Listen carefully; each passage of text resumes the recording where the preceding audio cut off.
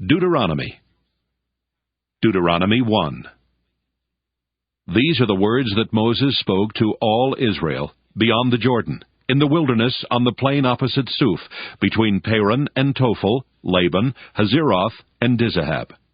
By the way of Mount Seir, it takes 11 days to reach Kadesh Barnea from Horeb. In the 40th year, on the first day of the 11th month, Moses spoke to the Israelites just as the Lord had commanded him to speak to them. This was after he had defeated King Sihon of the Amorites, who reigned in Heshbon, and King Og of Bashan, who reigned in Ashtaroth and in Edrei. Beyond the Jordan in the land of Moab, Moses undertook to expound this law as follows. The Lord our God spoke to us at Horeb, saying, "You have stayed long enough at this mountain. Resume your journey and go into the hill country of the Amorites, as well as into the neighboring regions, the Arabah, the hill country, the Shephelah, the Negev, and the seacoast, the land of the Canaanites and the Lebanon, as far as the great river, the river Euphrates. See, I have set the land before you. Go in and take possession of the land that I swore to your ancestors, to Abraham, to Isaac, and to Jacob, to give to them and to their descendants after them. At that time I said to you, I am unable by myself to bear you. The Lord your God has multiplied you, so that today you are as numerous as the stars of heaven. May the Lord, the God of your ancestors, increase you 1,000 times more and bless you, as he has promised you. But how can I bear the heavy burden of your disputes all by myself? Choose for each of your tribes individuals who are wise, discerning, and reputable to be your leaders. You answered me, "The plan you have proposed is a good one." So I took the leaders of your tribes, wise and reputable individuals, and installed them as leaders over you, commanders of thousands, commanders of hundreds, commanders of 50s, commanders of 10s, and officials throughout your tribes. I charged your judges at that time, give the members of your community a fair hearing, and judge rightly between one person and another, whether citizen or resident alien. You must not be partial in judging. Hear out the small and the great alike. You shall not be intimidated by anyone, for the judgment is God's. Any case that is too hard for you, bring to me, and I will hear it. So I charged you at that time with all the things that you should do. Then, just as the Lord our God had ordered us, we set out from Horeb and went through all that great and terrible wilderness that you saw, on the way to the hill country of the Amorites, until we reached Kadesh Barnea. I said to you, you have reached the hill country of the Amorites, which the Lord our God is giving us. See, the Lord your God has given the land to you. Go up, take possession, as the Lord, the God of your ancestors, has promised you. Do not fear or be dismayed. All of you came to me and said, "Let us send men ahead of us to explore the land for us and bring back a report to us regarding the route by which we should go up and the cities we will come to." The plan seemed good to me, and I selected 12 of you, one from each tribe. They set out and went up into the hill country, and when they reached the valley of Eshcol, they spied it out and gathered some of the land's produce, which they brought down to us. They brought back a report to us and said, "It is a good land that the Lord our God is giving us." But you were unwilling to go up. You rebelled against the command of the Lord your God. You grumbled in your tents and said, "It is because the Lord hates us that he has brought us out of the land of Egypt to hand us over to the Amorites to destroy us. Where are we headed? Our kindred have made our hearts melt by reporting the people are stronger and taller than we. The cities are large and fortified up to heaven. We actually saw there the offspring of the Anakim." I said to you, have no dread or fear of them. The Lord your God who goes before you is the one who will fight for you, just as he did for you in Egypt before your very eyes, and in the wilderness where you saw how the Lord your God carried you, just as one carries a child, all the way that you traveled until you reached this place. But in spite of this, you have no trust in the Lord your God, who goes before you on the way to seek out a place for you to camp, in fire by night, and in the cloud by day, to show you the route you should take. When the Lord heard your words, he was wrathful and swore, Not one of these, not one of this evil generation shall see the good land that I swore to give to your ancestors, except Caleb son of Jephunneh. He shall see it, and to him and to his descendants I will give the land on which he set foot, because of his complete fidelity to the Lord. Even with me the Lord was angry on your account, saying, You also shall not enter there. Joshua son of Nun, your assistant, shall enter there. Encourage him, for he is the one who will secure Israel's possession of it. And as for your little ones, who you thought would become booty, your children, who today do not yet know right from wrong, they shall enter there. To them I will give it, and they shall take possession of it. But as for you, journey back into the wilderness, in the direction of the Red Sea. You answered me, We have sinned against the Lord. We are ready to go up and fight, just as the Lord our God commanded us. So all of you strapped on your battle gear, and thought it easy to go up into the hill country. The Lord said to me, Say to them, Do not go up and do not fight, for I am not in the midst of you. Otherwise you will be defeated by your enemies. Although I told you, you would not listen. You rebelled against the command of the Lord, and presumptuously went up into the hill country. The Amorites, who lived in that hill country, then came out against you, and chased you as bees do. They beat you down in Seir as far as Hormah. When you returned and wept before the Lord would neither heed your voice nor pay you any attention. After you had stayed at Kadesh as many days as you did. Deuteronomy 2. We journeyed back into the wilderness in the direction of the Red Sea, as the Lord had told me, and skirted Mount Seir for many days. Then the Lord said to me, You have been skirting this hill country long enough. Head north and charge the people as follows. You are about to pass through the territory of your kindred, the descendants of Esau, who live in Seir. They will be afraid of you, so be very careful not to engage in battle with them, for I will not give you even so much as a foot's length of their land, since I have given Mount Seir to Esau as a possession. You shall purchase food from them for money, so that you may eat, and you shall also buy water from them for money, so that you may drink. Surely the Lord your God has blessed you in all your undertakings. He knows you're going through this great wilderness. These 40 years the Lord your God has been with you. You have lacked nothing. So we passed by our kin, the descendants of Esau who live in Seir, leaving behind the route of the Arabah, and leaving behind Elath and Ezion-Geber. When we had headed out along the route of the wilderness of Moab, the Lord said to me, Do not harass Moab, or engage them in battle, for I will not give you any of its land as a possession, since I have given Ar as a possession to the descendants of Lot.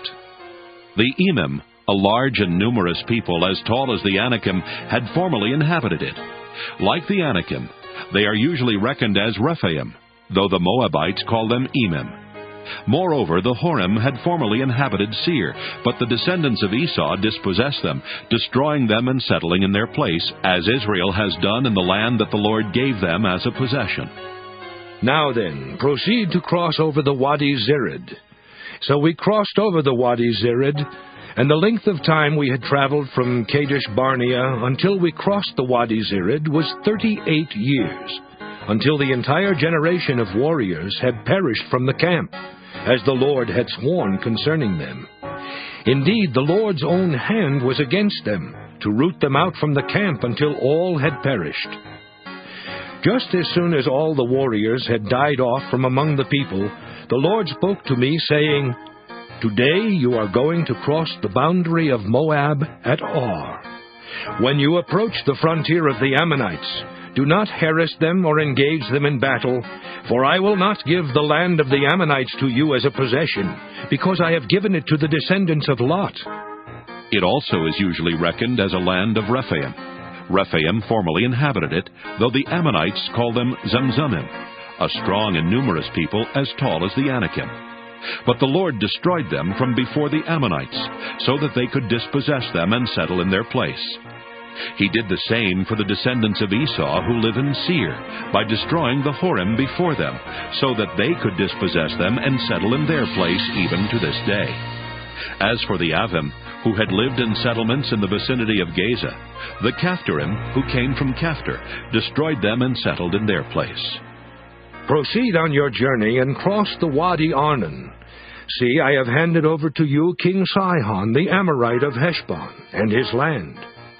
Begin to take possession by engaging him in battle. This day I will begin to put the dread and fear of you upon the peoples everywhere under heaven. When they hear report of you, they will tremble and be in anguish because of you." So I sent messengers from the wilderness of Kedemoth to King Sihon of Heshbon with the following terms of peace.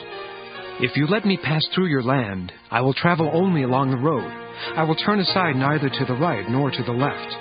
You shall sell me food for money, so that I may eat, and supply me water for money, so that I may drink. Only allow me to pass through on foot. Just as the descendants of Esau, who live in Seir, have done for me, and likewise the Moabites who live in Ar, until I cross the Jordan into the land that the Lord our God is giving us." But King Sihon of Heshbon was not willing to let us pass through, for the Lord your God had hardened his spirit and made his heart defiant in order to hand him over to you, as he has now done. The Lord said to me, "See, I have begun to give Sihon and his land over to you. Begin now to take possession of his land." So when Sihon came out against us, he and all his people, for battle at Jahaz, the Lord our God gave him over to us, and we struck him down, along with his offspring and all his people. At that time we captured all his towns, and in each town we utterly destroyed men, women, and children. We left not a single survivor. Only the livestock we kept as spoil for ourselves, as well as the plunder of the towns that we had captured. From Aurora on the edge of the Wadi Arnon, including the town that is in the wadi itself, as far as Gilead, there was no citadel too high for us. The Lord our God gave everything to us.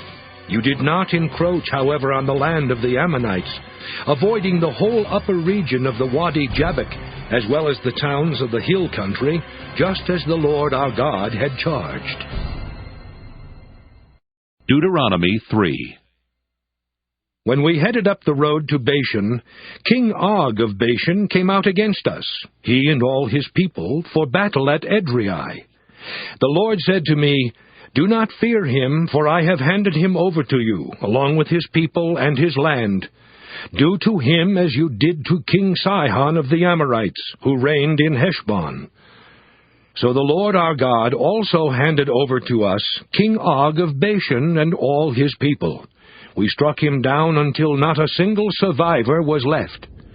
At that time we captured all his towns. There was no citadel that we did not take from them. 60 towns, the whole region of Argob, the kingdom of Og and Bashan.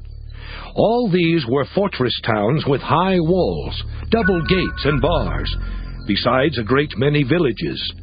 And we utterly destroyed them, as we had done to King Sihon of Heshbon, in each city utterly destroying men, women, and children.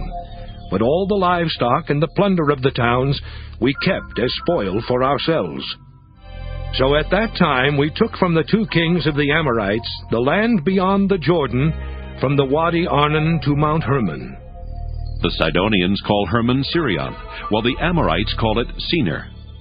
All the towns of the tableland, the whole of Gilead, and all of Bashan, as far as Salakah and Edrei, towns of Og's kingdom in Bashan. Now only King Og of Bashan was left of the remnant of the Rephaim. In fact, his bed, an iron bed, can still be seen in Rabbah of the Ammonites. By the common cubit, it is 9 cubits long and 4 cubits wide.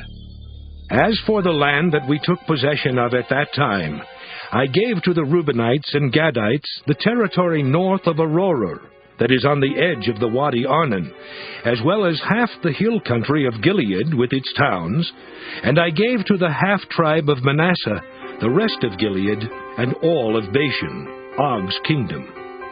The whole region of Argob, all that portion of Bashan, used to be called a land of Rephaim. Jair the Manassite acquired the whole region of Argob as far as the border of the Geshurites and the Maacathites, and he named them, that is, Bashan, after himself, Havoth Jair, as it is to this day. To Machir I gave Gilead, and to the Reubenites and the Gadites I gave the territory from Gilead as far as the Wadi Arnon, with the middle of the wadi as a boundary, and up to the Jabbok, the wadi being boundary of the Ammonites. The Arabah also with the Jordan and its banks, from Kinnereth down to the sea of the Arabah, the Dead Sea, with the lower slopes of Pisgah on the east. At that time I charged you as follows: Although the Lord your God has given you this land to occupy, all your troops shall cross over armed as the vanguard of your Israelite kin. Only your wives, your children, and your livestock, I know that you have much livestock, shall stay behind in the towns that I have given to you. When the Lord gives rest to your kindred as to you, and they too have occupied the land that the Lord your God is giving them beyond the Jordan, then each of you may return to the property that I have given to you. And I charged Joshua as well at that time, saying, Your own eyes have seen everything that the Lord your God has done to these 2 kings. So the Lord will do to all the kingdoms into which you are about to cross. Do not fear them, for it is the Lord your God who fights for you. At that time, too, I entreated the Lord, saying, O Lord God, you have only begun to show your servants your greatness and your might. What God in heaven or on earth can perform deeds and mighty acts like yours? Let me cross over to see the good land beyond the Jordan, that good hill country and the Lebanon. But the Lord was angry with me on your account and would not heed me. The Lord said to me, Enough from you! Never speak to me of this matter again. Go up to the top of Pisgah and look around you to the west, to the north, to the south, and to the east. Look well, for you shall not cross over this Jordan. But charge Joshua, and encourage and strengthen him, because it is he who shall cross over at the head of this people, and who shall secure their possession of the land that you will see. So we remained in the valley opposite Beth Peor. Deuteronomy 4. So now, Israel, give heed to the statutes and ordinances that I am teaching you to observe, so that you may live to enter and occupy the land that the Lord, the God of your ancestors, is giving you. You must neither add anything to what I command you, nor take away anything from it, but keep the commandments of the Lord your God, with which I am charging you. You have seen for yourselves what the Lord did with regard to the Baal of Peor, how the Lord your God destroyed from among you everyone who followed the Baal of Peor, while those of you who held fast to the Lord your God are all alive today. See, just as the Lord my God has charged me, I now teach you statutes and ordinances for you to observe in the land that you are about to enter and occupy. You must observe them diligently, for this will show your wisdom and discernment to the peoples, who, when they hear all these statutes, will say, Surely this great nation is a wise and discerning people. For what other great nation has a God so near to it as the Lord our God is whenever we call to him? And what other great nation has statutes and ordinances as just as this entire law that I am setting before you today? But take care and watch yourselves closely, so as neither to forget the things that your eyes have seen, nor to let them slip from your mind all the days of your life. Make them known to your children and your children's children, how you once stood before the Lord your God at Horeb, when the Lord said to me, Assemble the people for me, and I will let them hear my words, so that they may learn to fear me as long as they live on the earth, and may teach their children so. You approached and stood at the foot of the mountain, while the mountain was blazing up to the very heavens, shrouded in dark clouds. Then the Lord spoke to you out of the fire. You heard the sound of words, but saw no form. There was only a voice. He declared to you his covenant, which he charged you to observe, that is, the 10 Commandments. And he wrote them on 2 stone tablets.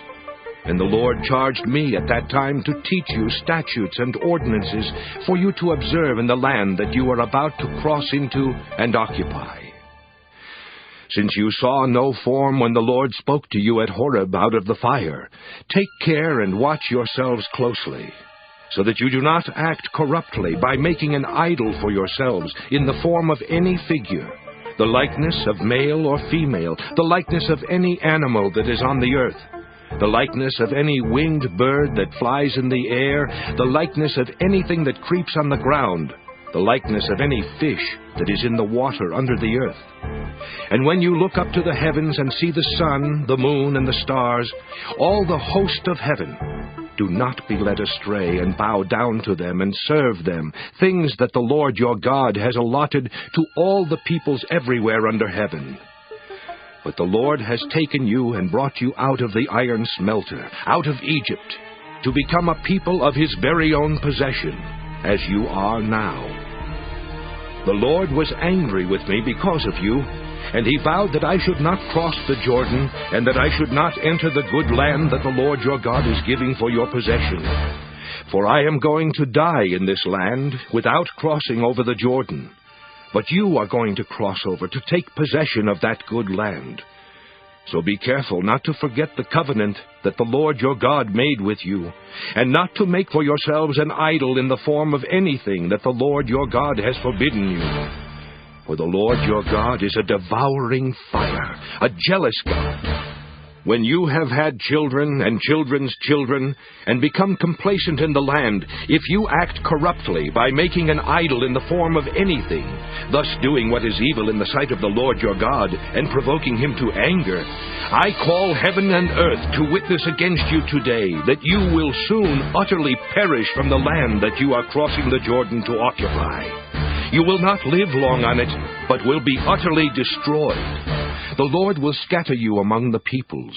Only a few of you will be left among the nations where the Lord will lead you. There you will serve other gods made by human hands, objects of wood and stone that neither see nor hear nor eat nor smell.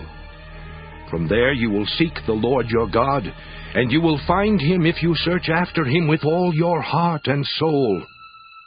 In your distress, when all these things have happened to you in time to come, you will return to the Lord your God and heed him. Because the Lord your God is a merciful God, he will neither abandon you nor destroy you. He will not forget the covenant with your ancestors that he swore to them. For ask now about former ages, long before your own, ever since the day that God created human beings on the earth. Ask from one end of heaven to the other. Has anything so great as this ever happened? Or has its like ever been heard of? Has any people ever heard the voice of a God speaking out of a fire, as you have heard and lived? Or has any God ever attempted to go and take a nation for himself from the midst of another nation, by trials, by signs and wonders, by war, by a mighty hand and an outstretched arm, and by terrifying displays of power, as the Lord your God did for you in Egypt before your very eyes? To you it was shown so that you would acknowledge that the Lord is God. There is no other besides him. From heaven he made you hear his voice to discipline you. On earth he showed you his great fire while you heard his words coming out of the fire.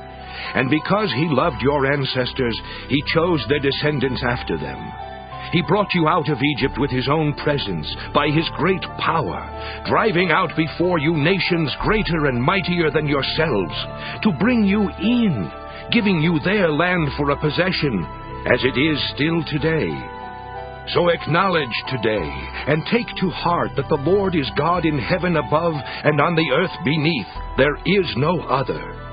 Keep his statutes and his commandments, which I am commanding you today for your own well-being and that of your descendants after you, so that you may long remain in the land that the Lord your God is giving you for all time. Then Moses set apart on the east side of the Jordan 3 cities, to which a homicide could flee, someone who unintentionally kills another person, the two not having been at enmity before. The homicide could flee to one of these cities and live: Bezer in the wilderness, on the tableland, belonging to the Reubenites; Ramoth in Gilead, belonging to the Gadites; and Golan in Bashan, belonging to the Manassites. This is the law that Moses set before the Israelites. These are the decrees and the statutes and ordinances that Moses spoke to the Israelites when they had come out of Egypt, beyond the Jordan in the valley opposite Beth-peor, in the land of King Sihon of the Amorites, who reigned at Heshbon, whom Moses and the Israelites defeated when they came out of Egypt. They occupied his land and the land of King Og of Bashan, the 2 kings of the Amorites, on the eastern side of the Jordan, from Aroer, which is on the edge of the Wadi Arnon, as far as Mount Sirion, that is Hermon, together with all the Arabah on the east side of the Jordan, as far as the sea of the Arabah, under the slopes of Pisgah. Deuteronomy 5. Moses convened all Israel and said to them, Hear, O Israel, the statutes and ordinances that I am addressing to you today. You shall learn them and observe them diligently. The Lord our God made a covenant with us at Horeb. Not with our ancestors did the Lord make this covenant, but with us, who are all of us here alive today. The Lord spoke with you face to face at the mountain, out of the fire. At that time I was standing between the Lord and you to declare to you the words of the Lord, for you were afraid because of the fire, and did not go up the mountain. And he said, I am the Lord your God, who brought you out of the land of Egypt, out of the house of slavery. You shall have no other gods before me. You shall not make for yourself an idol, whether in the form of anything that is in heaven above, or that is on the earth beneath, or that is in the water under the earth. You shall not bow down to them or worship them. For I, the Lord your God, am a jealous God, punishing children for the iniquity of parents, to the 3rd and 4th generation of those who reject me, but showing steadfast love to the 1,000th generation of those who love me and keep my commandments. You shall not make wrongful use of the name of the Lord your God, for the Lord will not acquit anyone who misuses his name. Observe the Sabbath day and keep it holy, as the Lord your God commanded you. 6 days you shall labor and do all your work, but the 7th day is a Sabbath to the Lord your God. You shall not do any work, you or your son or your daughter, or your male or female slave, or your ox or your donkey, or any of your livestock, or the resident alien in your towns, so that your male and female slave may rest as well as you. Remember that you were a slave in the land of Egypt, and the Lord your God brought you out from there with a mighty hand and an outstretched arm. Therefore the Lord your God commanded you to keep the Sabbath day. Honor your father and your mother, as the Lord your God commanded you, so that your days may be long, and that it may go well with you in the land that the Lord your God is giving you. You shall not murder, neither shall you commit adultery, neither shall you steal, neither shall you bear false witness against your neighbor, neither shall you covet your neighbor's wife, neither shall you desire your neighbor's house or field or male or female slave or ox or donkey or anything that belongs to your neighbor. These words the Lord spoke with a loud voice to your whole assembly at the mountain, out of the fire, the cloud, and the thick darkness, and he added no more. He wrote them on 2 stone tablets and gave them to me. When you heard the voice out of the darkness, while the mountain was burning with fire, you approached me, all the heads of your tribes and your elders, and you said, Look, The Lord our God has shown us his glory and greatness, and we have heard his voice out of the fire. Today we have seen that God may speak to someone, and the person may still live. So now why should we die? For this great fire will consume us. If we hear the voice of the Lord our God any longer, we shall die. For who is there of all flesh that has heard the voice of the living God speaking out of fire as we have, and remained alive? Go near you yourself, and hear all that the Lord our God will say. Then tell us everything that the Lord our God tells you, and we will listen and do it. The Lord heard your words when you spoke to me, and the Lord said to me, I have heard the words of this people which they have spoken to you. They are right in all that they have spoken. If only they had such a mind as this, to fear me, and to keep all my commandments always, so that it might go well with them and with their children forever. Go, say to them, return to your tents. But you stand here by me, and I will tell you all the commandments, the statutes, and the ordinances that you shall teach them, so that they may do them in the land that I am giving them to possess. You must therefore be careful to do as the Lord your God has commanded you. You shall not turn to the right or to the left. You must follow exactly the path that the Lord your God has commanded you, so that you may live, and that it may go well with you, and that you may live long in the land that you are to possess. Deuteronomy 6.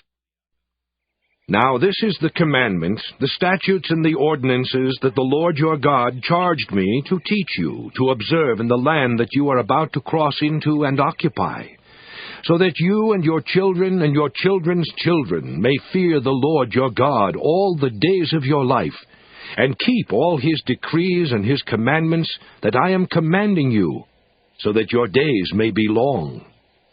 Hear therefore, O Israel, and observe them diligently, so that it may go well with you, and so that you may multiply greatly in a land flowing with milk and honey, as the Lord, the God of your ancestors, has promised you. Hear, O Israel, the Lord is our God, the Lord alone. You shall love the Lord your God with all your heart, and with all your soul, and with all your might. Keep these words that I am commanding you today in your heart. Recite them to your children, and talk about them when you are at home, and when you are away, when you lie down and when you rise. Bind them as a sign on your hand, fix them as an emblem on your forehead, and write them on the doorposts of your house and on your gates. When the Lord your God has brought you into the land that he swore to your ancestors, to Abraham, to Isaac, and to Jacob, to give you a land with fine, large cities that you did not build, houses filled with all sorts of goods that you did not fill, hewn cisterns that you did not hew, vineyards and olive groves that you did not plant. And when you have eaten your fill, take care that you do not forget the Lord, who brought you out of the land of Egypt, out of the house of slavery. The Lord your God you shall fear. Him you shall serve, and by his name alone you shall swear. Do not follow other gods, any of the gods of the peoples who are all around you, because the Lord your God, who is present with you, is a jealous God. The anger of the Lord your God would be kindled against you, and he would destroy you from the face of the earth. Do not put the Lord your God to the test, as you tested him at Massah. You must diligently keep the commandments of the Lord your God, and his decrees and his statutes that he has commanded you. Do what is right and good in the sight of the Lord, so that it may go well with you, and so that you may go in and occupy the good land that the Lord swore to your ancestors to give you, thrusting out all your enemies from before you, as the Lord has promised. When your children ask you in time to come, what is the meaning of the decrees and the statutes and the ordinances that the Lord our God has commanded you? Then you shall say to your children, We were Pharaoh's slaves in Egypt, but the Lord brought us out of Egypt with a mighty hand. The Lord displayed before our eyes great and awesome signs and wonders against Egypt, against Pharaoh and all his household. He brought us out from there in order to bring us in, to give us the land that he promised on oath to our ancestors. Then the Lord commanded us to observe all these statutes, to fear the Lord our God for our lasting good, so as to keep us alive, as is now the case. If we diligently observe this entire commandment before the Lord our God, as he has commanded us, we will be in the right. Deuteronomy 7. When the Lord your God brings you into the land that you are about to enter and occupy, and he clears away many nations before you, the Hittites, the Girgashites, the Amorites, the Canaanites, the Perizzites, the Hivites, and the Jebusites, 7 nations mightier and more numerous than you, and when the Lord your God gives them over to you, and you defeat them, then you must utterly destroy them. Make no covenant with them, and show them no mercy. Do not intermarry with them, giving your daughters to their sons, or taking their daughters for your sons, for that would turn away your children from following me, to serve other gods. Then the anger of the Lord would be kindled against you, and he would destroy you quickly. But this is how you must deal with them. Break down their altars, smash their pillars, hew down their sacred poles, and burn their idols with fire. For you are a people holy to the Lord your God. The Lord your God has chosen you out of all the peoples on earth to be his people, his treasured possession. It was not because you were more numerous than any other people that the Lord set his heart on you and chose you, for you were the fewest of all peoples. It was because the Lord loved you and kept the oath that he swore to your ancestors, that the Lord has brought you out with a mighty hand and redeemed you from the house of slavery, from the hand of Pharaoh, king of Egypt. Know therefore that the Lord your God is God, the faithful God, who maintains covenant loyalty with those who love him and keep his commandments to 1,000 generations, and who repays in their own person those who reject him. He does not delay, but repays in their own person those who reject him. Therefore observe diligently the commandment, the statutes, and the ordinances that I am commanding you today. If you heed these ordinances, by diligently observing them, the Lord your God will maintain with you the covenant loyalty that he swore to your ancestors. He will love you, bless you, and multiply you. He will bless the fruit of your womb and the fruit of your ground, your grain and your wine and your oil, the increase of your cattle and the issue of your flock, in the land that he swore to your ancestors to give you. You shall be the most blessed of peoples, with neither sterility nor barrenness among you or your livestock. The Lord will turn away from you every illness. All the dread diseases of Egypt that you experienced, he will not inflict on you, but he will lay them on all who hate you. You shall devour all the peoples that the Lord your God is giving over to you, showing them no pity. You shall not serve their gods, for that would be a snare to you. If you say to yourself, these nations are more numerous than I, how can I dispossess them?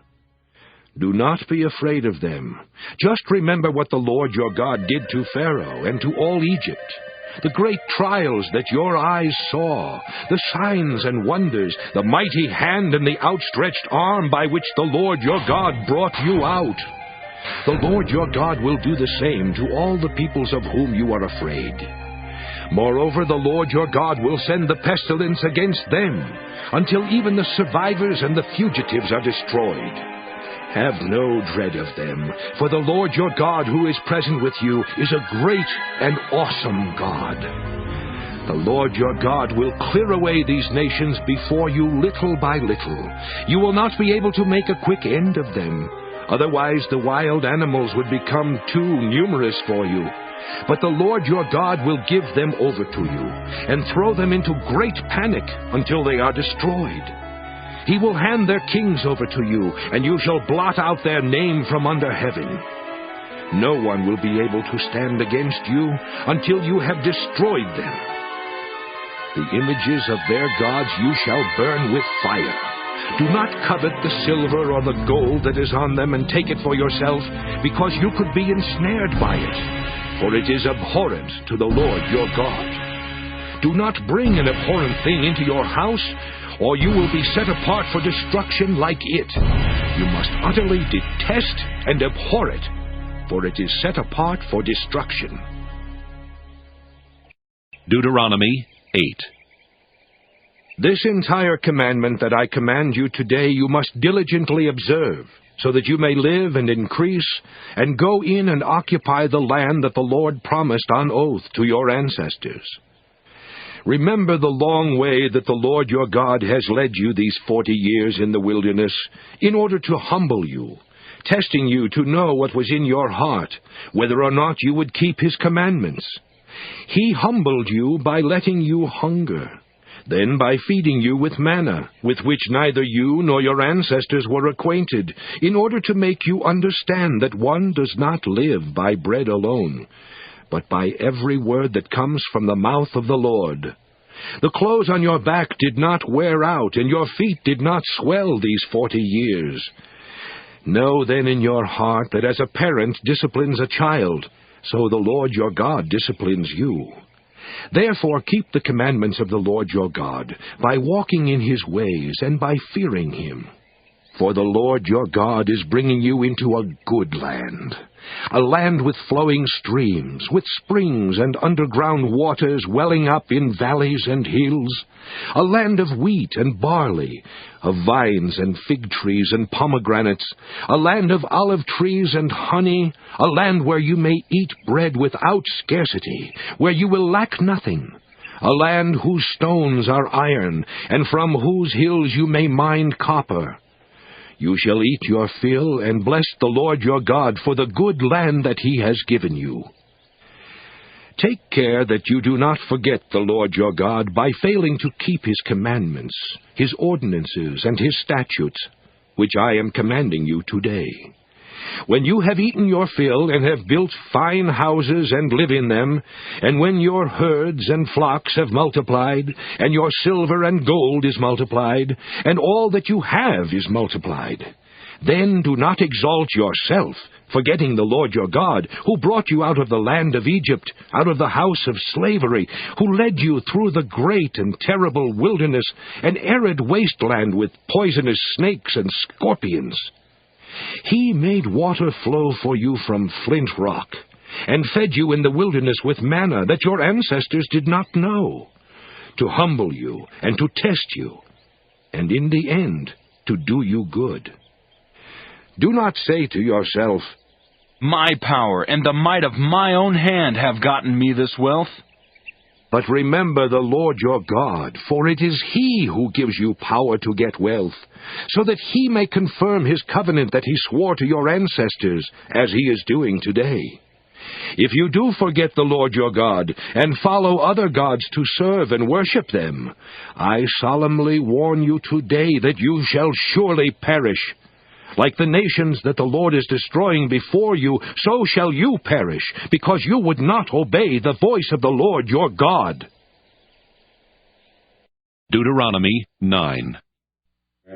Hear, O Israel, you are about to cross the Jordan today, to go in and dispossess nations larger and mightier than you, great cities fortified to the heavens, a strong and tall people, the offspring of the Anakim, whom you know.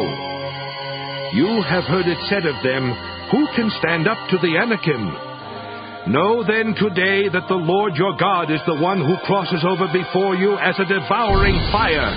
He will defeat them and subdue them before you, so that you may dispossess and destroy them quickly, as the Lord has promised you. When the Lord your God thrusts them out before you, do not say to yourself, "It is because of my righteousness that the Lord has brought me in to occupy this land." It is rather because of the wickedness of these nations that the Lord is dispossessing them before you. It is not because of your righteousness or the uprightness of your heart that you are going in to occupy their land. But because of the wickedness of these nations, the Lord your God is dispossessing them before you, in order to fulfill the promise that the Lord made on oath to your ancestors, to Abraham, to Isaac, and to Jacob.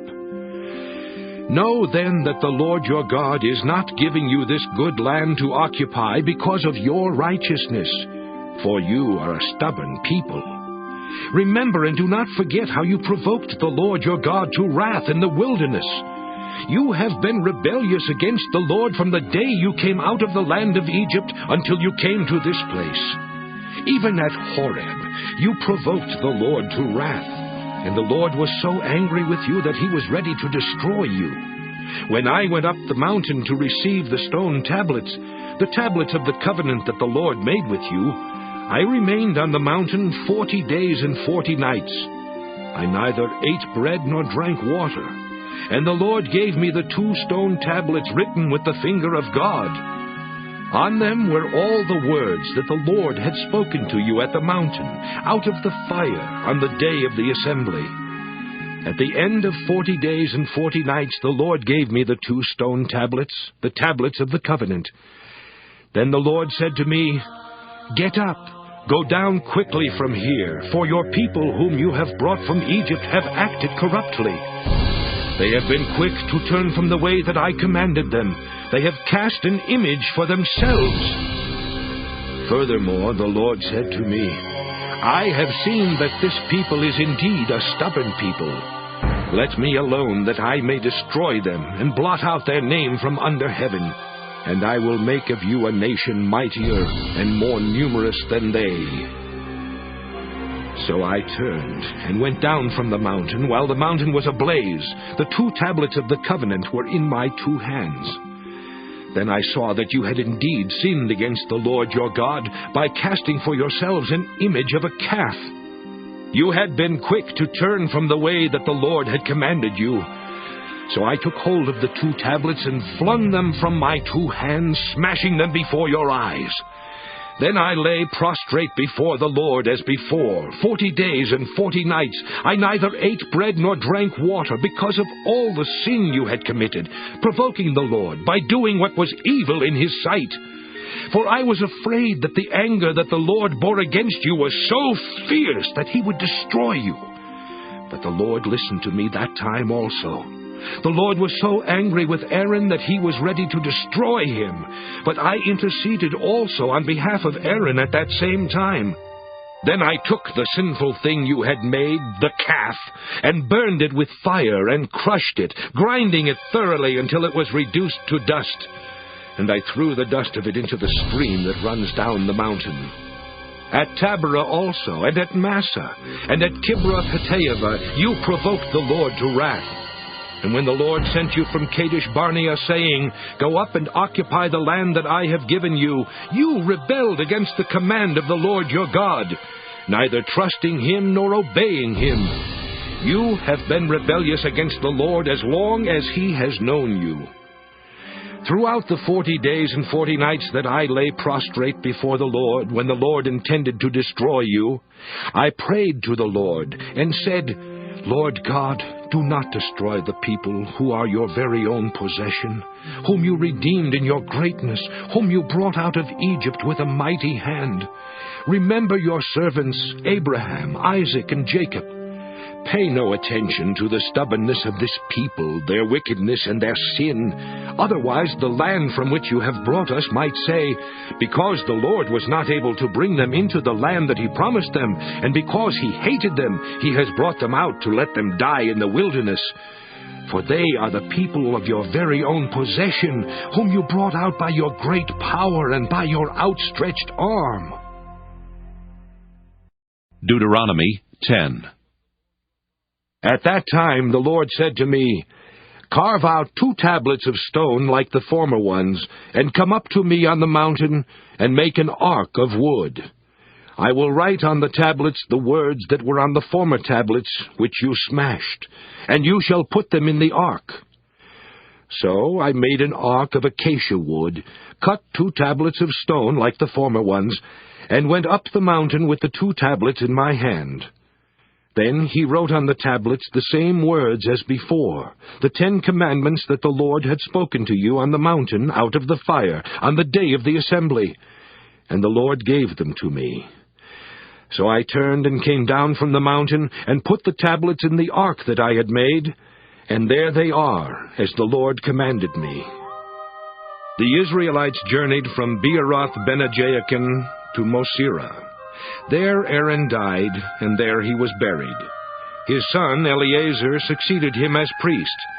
From there they journeyed to Gudgoda, and from Gudgoda to Jotbatha, a land with flowing streams. At that time the Lord set apart the tribe of Levi to carry the ark of the covenant of the Lord, to stand before the Lord to minister to him, and to bless in his name to this day. Therefore Levi has no allotment or inheritance with his kindred. The Lord is his inheritance, as the Lord your God promised him. I stayed on the mountain 40 days and 40 nights, as I had done the first time. And once again the Lord listened to me. The Lord was unwilling to destroy you. The Lord said to me, "Get up, go on your journey at the head of the people, that they may go in and occupy the land that I swore to their ancestors to give them."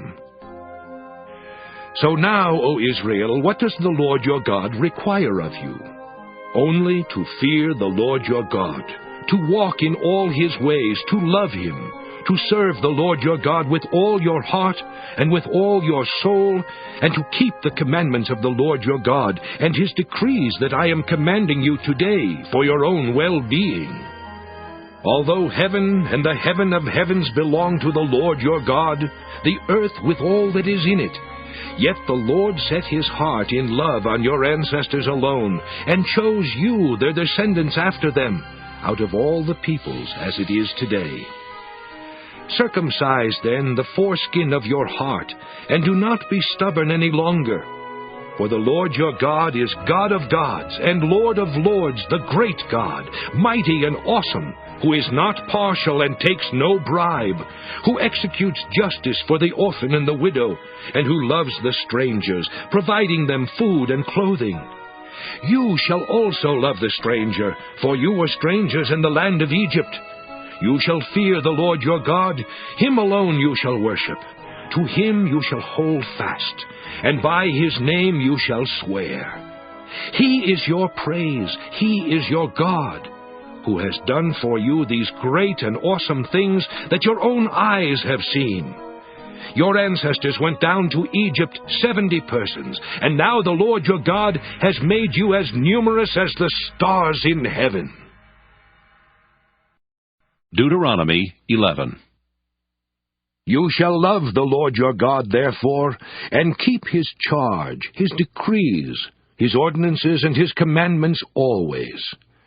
Remember today that it was not your children who have not known or seen the discipline of the Lord your God, but it is you who must acknowledge his greatness, his mighty hand and his outstretched arm, his signs and his deeds that he did in Egypt to Pharaoh, the king of Egypt, and to all his land. What he did to the Egyptian army, to their horses and chariots, how he made the water of the Red Sea flow over them as they pursued you, so that the Lord has destroyed them to this day. What he did to you in the wilderness until you came to this place, and what he did to Dathan and Abiram, sons of Eliab, son of Reuben. How in the midst of all Israel the earth opened its mouth and swallowed them up, along with their households, their tents, and every living being in their company. For it is your own eyes that have seen every great deed that the Lord did. Keep then this entire commandment that I am commanding you today, so that you may have strength to go in and occupy the land that you are crossing over to occupy, and so that you may live long in the land that the Lord swore to your ancestors to give them and to their descendants, a land flowing with milk and honey. For the land that you are about to enter to occupy is not like the land of Egypt from which you have come, where you sow your seed and irrigate by foot like a vegetable garden. But the land that you are crossing over to occupy is a land of hills and valleys, watered by rain from the sky, a land that the Lord your God looks after. The eyes of the Lord your God are always on it, from the beginning of the year to the end of the year. If you will only heed his every commandment that I am commanding you today, loving the Lord your God, and serving him with all your heart and with all your soul, then he will give the rain for your land in its season, the early rain and the later rain. And you will gather in your grain, your wine, and your oil, and he will give grass in your fields for your livestock, and you will eat your fill. Take care, or you will be seduced into turning away, serving other gods and worshipping them. For then the anger of the Lord will be kindled against you, and he will shut up the heavens, so that there will be no rain, and the land will yield no fruit. Then you will perish quickly off the good land that the Lord is giving you. You shall put these words of mine in your heart and soul, and you shall bind them as a sign on your hand, and fix them as an emblem on your forehead. Teach them to your children, talking about them when you are at home and when you are away, when you lie down and when you rise. Write them on the doorposts of your house and on your gates, so that your days and the days of your children may be multiplied in the land that the Lord swore to your ancestors to give them, as long as the heavens are above the earth. If you will diligently observe this entire commandment that I am commanding you, loving the Lord your God, walking in all his ways, and holding fast to him, then the Lord will drive out all these nations before you, and you will dispossess nations larger and mightier than yourselves. Every place on which you set foot shall be yours. Your territory shall extend from the wilderness to the Lebanon, and from the river Euphrates, to the western sea. No one will be able to stand against you. The Lord your God will put the fear and dread of you on all the land on which you set foot, as he promised you. See, I am setting before you today a blessing and a curse. The blessing, if you obey the commandments of the Lord your God that I am commanding you today, and the curse, if you do not obey the commandments of the Lord your God, but turn from the way that I am commanding you today to follow other gods that you have not known. When the Lord your God has brought you into the land that you are entering to occupy, you shall set the blessing on Mount Gerizim, and the curse of Mount Ebal. As you know, they are beyond the Jordan, some distance to the west, in the land of the Canaanites who live in the Arabah, opposite Gilgal, beside the oak of Moreh. When you cross the Jordan to go in to occupy the land that the Lord your God is giving you, and when you occupy it and live in it, you must diligently observe all the statutes and ordinances that I am setting before you today. Deuteronomy 12.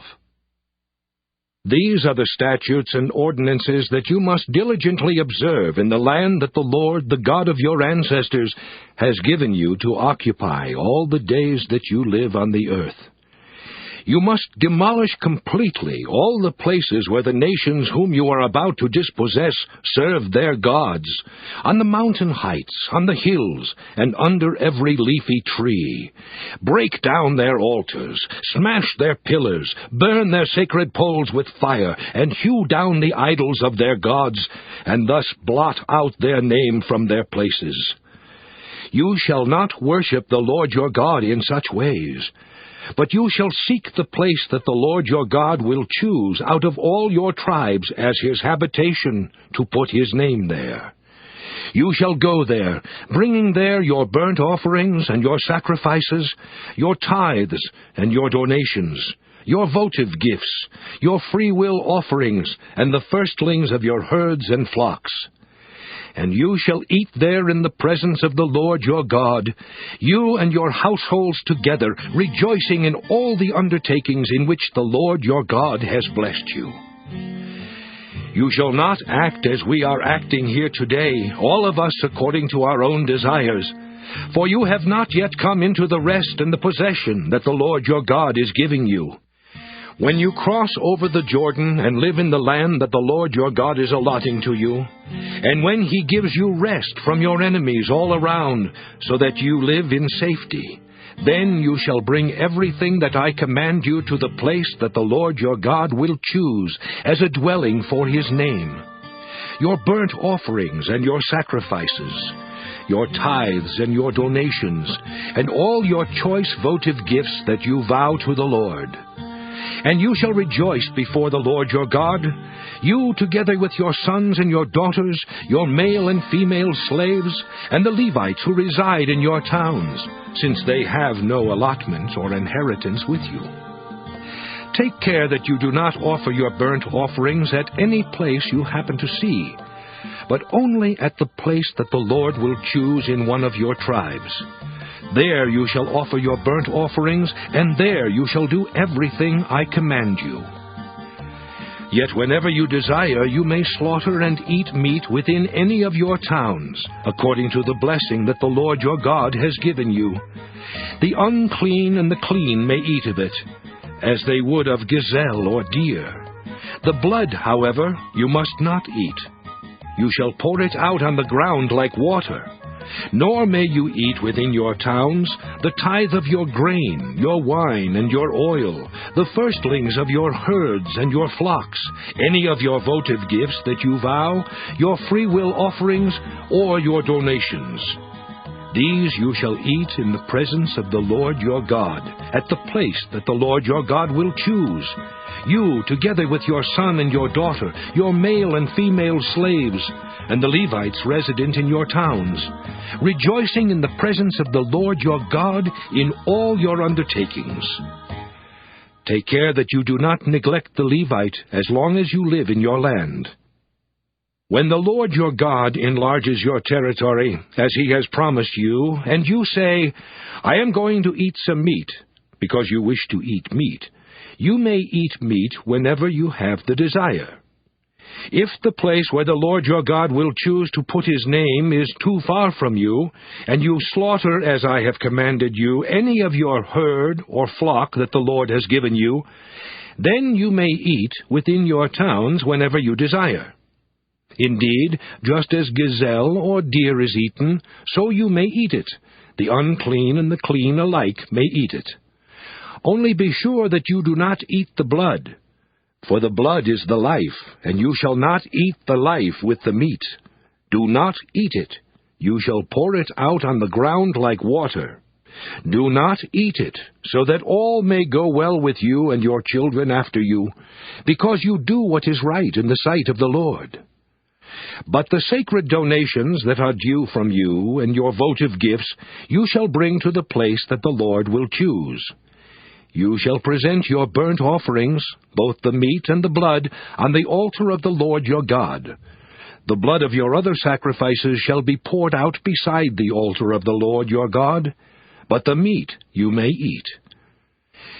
Be careful to obey all these words that I command you today, so that it may go well with you and with your children after you forever, because you will be doing what is good and right in the sight of the Lord your God. When the Lord your God has cut off before you the nations whom you are about to enter to dispossess them, when you have dispossessed them and live in their land, take care that you are not snared into imitating them after they have been destroyed before you. Do not inquire concerning their gods, saying, How did these nations worship their gods? I also want to do the same.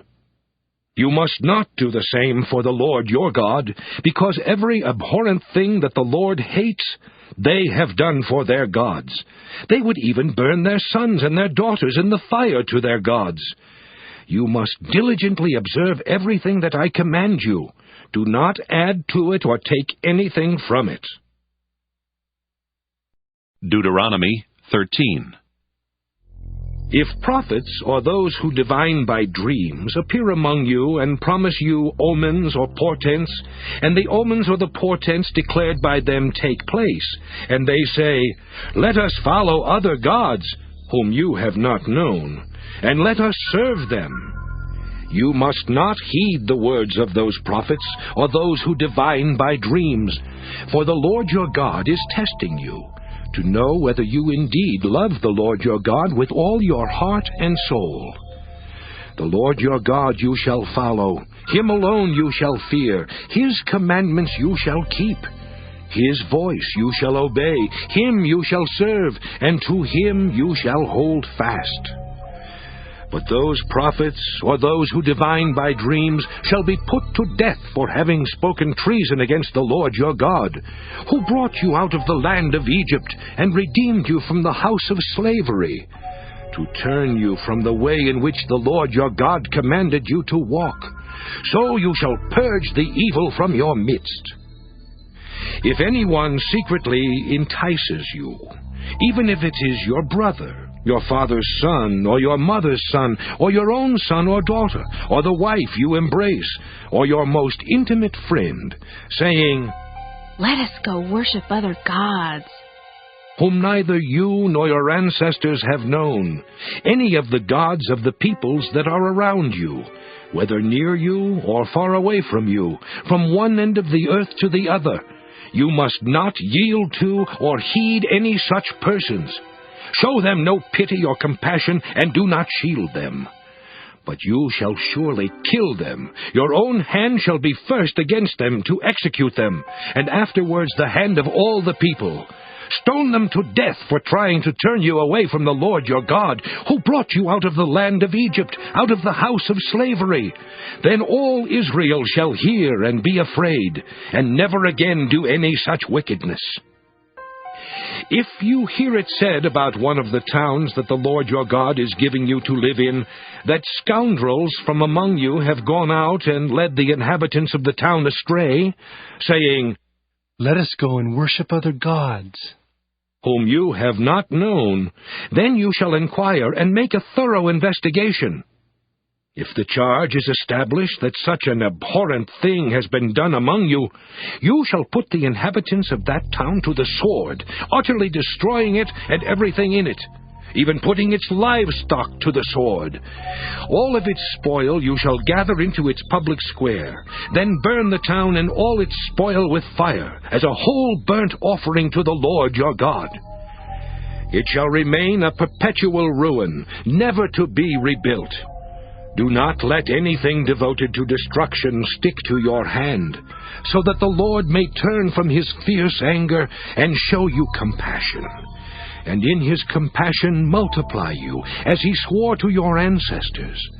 If you obey the voice of the Lord your God by keeping all his commandments that I am commanding you today, doing what is right in the sight of the Lord your God. Deuteronomy 14. You are children of the Lord your God. You must not lacerate yourselves or shave your forelocks for the dead, for you are a people holy to the Lord your God. It is you the Lord has chosen out of all the peoples on earth to be his people, his treasured possession. You shall not eat any abhorrent thing. These are the animals you may eat: the ox, the sheep, the goat, the deer, the gazelle, the roebuck, the wild goat, the ibex, the antelope, and the mountain sheep. Any animal that divides the hoof, and has the hoof cleft in two, and chews the cud among the animals, you may eat. Yet of those that chew the cud, or have the hoof cleft, you shall not eat these: the camel, the hare, and the rock badger, because they chew the cud, but do not divide the hoof. They are unclean for you. And the pig, because it divides the hoof, but does not chew the cud, is unclean for you. You shall not eat their meat, and you shall not touch their carcasses. Of all that live in water you may eat these: whatever has fins and scales you may eat, and whatever does not have fins and scales you shall not eat. It is unclean for you. You may eat any clean birds, but these are the ones that you shall not eat: the eagle, the vulture, the osprey, the buzzard, the kite of any kind, every raven of any kind, the ostrich, the nighthawk, the seagull, the hawk of any kind, the little owl and the great owl, the water hen and the desert owl, the carrion vulture and the cormorant, the stork, the heron of any kind, the hoopoe and the bat. And all winged insects are unclean for you, they shall not be eaten. You may eat any clean winged creature. You shall not eat anything that dies of itself. You may give it to aliens residing in your towns for them to eat, or you may sell it to a foreigner. For you are a people holy to the Lord your God. You shall not boil a kid in its mother's milk. Set apart a tithe of all the yield of your seed that is brought in yearly from the field. In the presence of the Lord your God, in the place that he will choose as a dwelling for his name, you shall eat the tithe of your grain, your wine, and your oil, as well as the firstlings of your herd and flock, so that you may learn to fear the Lord your God always. But if, when the Lord your God has blessed you, the distance is so great that you are unable to transport it, because the place where the Lord your God will choose to set his name is too far away from you, then you may turn it into money. With the money secure in hand, go to the place that the Lord your God will choose. Spend the money for whatever you wish, oxen, sheep, wine, strong drink, or whatever you desire, and you shall eat there in the presence of the Lord your God, you and your household rejoicing together. As for the Levites resident in your towns, do not neglect them, because they have no allotment or inheritance with you. Every 3rd year you shall bring out the full tithe of your produce for that year, and store it within your towns. The Levites, because they have no allotment or inheritance with you, as well as the resident aliens, the orphans, and the widows in your towns, may come and eat their fill, so that the Lord your God may bless you in all the work that you undertake. Deuteronomy 15. Every 7th year you shall grant a remission of debts, and this is the manner of the remission. Every creditor shall remit the claim that is held against a neighbor, not exacting it of a neighbor who is a member of the community, because the Lord's remission has been proclaimed. Of a foreigner you may exact it, but you must remit your claim on whatever any member of your community owes you. There will, however, be no one in need among you, because the Lord is sure to bless you in the land that the Lord your God is giving you as a possession to occupy, if only you will obey the Lord your God by diligently observing this entire commandment that I command you today. When the Lord your God has blessed you, as he promised you, you will lend to many nations, but you will not borrow. You will rule over many nations, but they will not rule over you. If there is among you anyone in need, a member of your community in any of your towns within the land that the Lord your God is giving you, do not be hard-hearted or tight-fisted toward your needy neighbor. You should rather open your hand, willingly lending enough to meet the need, whatever it may be.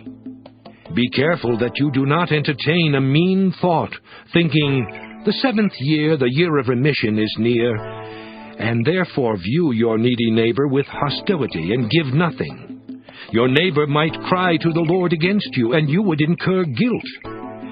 Give liberally and be ungrudging when you do so, for on this account the Lord your God will bless you in all your work and in all that you undertake. Since there will never cease to be some in need on the earth, I therefore command you, open your hand to the poor and needy neighbor in your land. If a member of your community, whether a Hebrew man or a Hebrew woman, is sold to you and works for you 6 years, in the 7th year you shall set that person free. And when you send a male slave out from you, a free person, you shall not send him out empty-handed. Provide liberally out of your flock, your threshing floor, and your winepress, thus giving to him some of the bounty with which the Lord your God has blessed you. Remember that you were a slave in the land of Egypt, and the Lord your God redeemed you. For this reason I lay this command upon you today. But if he says to you, I will not go out from you, because he loves you and your household, since he is well off with you, then you shall take an awl and thrust it through his earlobe into the door, and he shall be your slave forever. You shall do the same with regard to your female slave. Do not consider it a hardship when you send them out from you free persons, because for 6 years they have given you services worth the wages of hired laborers, and the Lord your God will bless you in all that you do. Every firstling male born of your herd and flock you shall consecrate to the Lord your God. You shall not do work with your firstling ox, nor shear the firstling of your flock. You shall eat it, you together with your household, in the presence of the Lord your God, year by year at the place that the Lord will choose. But if it has any defect, any serious defect, such as lameness or blindness, you shall not sacrifice it to the Lord your God. Within your towns you may eat it, the unclean and the clean alike, as you would a gazelle or deer. Its blood, however, you must not eat. You shall pour it out on the ground like water. Deuteronomy 16. Observe the month of Abib by keeping the Passover for the Lord your God. For in the month of Abib the Lord your God brought you out of Egypt by night. You shall offer the Passover sacrifice for the Lord your God from the flock and the herd at the place that the Lord will choose as a dwelling for his name. You must not eat with it anything leavened. For 7 days you shall eat unleavened bread with it, the bread of affliction, because you came out of the land of Egypt in great haste, so that all the days of your life you may remember the day of your departure from the land of Egypt. No leaven shall be seen with you in all your territory for 7 days, and none of the meat of what you slaughter on the evening of the first day shall remain until morning. You are not permitted to offer the Passover sacrifice within any of your towns that the Lord your God is giving you. But at the place that the Lord your God will choose as a dwelling for his name, only there shall you offer the Passover sacrifice, in the evening at sunset, the time of day when you departed from Egypt. You shall cook it and eat it at the place that the Lord your God will choose. The next morning you may go back to your tents. For 6 days you shall continue to eat unleavened bread, and on the 7th day there shall be a solemn assembly for the Lord your God, when you shall do no work. You shall count 7 weeks. Begin to count the 7 weeks from the time the sickle is first put to the standing grain. Then you shall keep the festival of weeks for the Lord your God, contributing a free will offering in proportion to the blessing that you have received from the Lord your God. Rejoice before the Lord your God, you and your sons and your daughters, your male and female slaves, the Levites resident in your towns, as well as the strangers, the orphans, and the widows who are among you, at the place that the Lord your God will choose as a dwelling for his name. Remember that you were a slave in Egypt, and diligently observe these statutes. You shall keep the festival of booths for 7 days, when you have gathered in the produce from your threshing floor and your winepress. Rejoice during your festival, you and your sons and your daughters, your male and female slaves, as well as the Levites, the strangers, the orphans, and the widows resident in your towns. 7 days you shall keep the festival for the Lord your God at the place that the Lord will choose. For the Lord your God will bless you in all your produce and in all your undertakings, and you shall surely celebrate. 3 times a year all your males shall appear before the Lord your God at the place that he will choose, at the festival of unleavened bread, at the festival of weeks, and at the festival of booths. They shall not appear before the Lord empty-handed. All shall give as they are able, according to the blessing of the Lord your God that he has given you. You shall appoint judges and officials throughout your tribes in all your towns that the Lord your God is giving you, and they shall render just decisions for the people. You must not distort justice. You must not show partiality, and you must not accept bribes. For a bribe blinds the eyes of the wise and subverts the cause of those who are in the right. Justice and only justice you shall pursue, so that you may live and occupy the land that the Lord your God is giving you. You shall not plant any tree as a sacred pole beside the altar that you make for the Lord your God. nor shall you set up a stone pillar, things that the Lord your God hates. Deuteronomy 17. You must not sacrifice to the Lord your God an ox or a sheep that has a defect, anything seriously wrong, for that is abhorrent to the Lord your God. If there is found among you in one of your towns that the Lord your God is giving you, a man or woman who does what is evil in the sight of the Lord your God, and transgresses his covenant by going to serve other gods and worshipping them, whether the sun or the moon or any of the host of heaven which I have forbidden, and if it is reported to you, or you hear of it, and you make a thorough inquiry, and the charge is proved true that such an abhorrent thing has occurred in Israel, then you shall bring out to your gates that man or that woman who has committed this crime, and you shall stone the man or woman to death. On the evidence of 2 or 3 witnesses, the death sentence shall be executed. A person must not be put to death on the evidence of only 1 witness. The hands of the witnesses shall be the first raised against the person to execute the death penalty, and afterward the hands of all the people. So you shall purge the evil from your midst.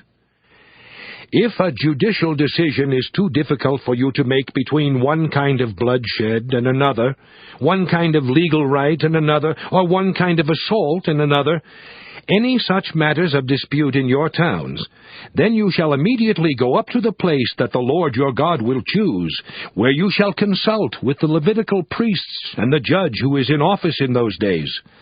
They shall announce to you the decision in the case. Carry out exactly the decision that they announce to you from the place that the Lord will choose, diligently observing everything they instruct you.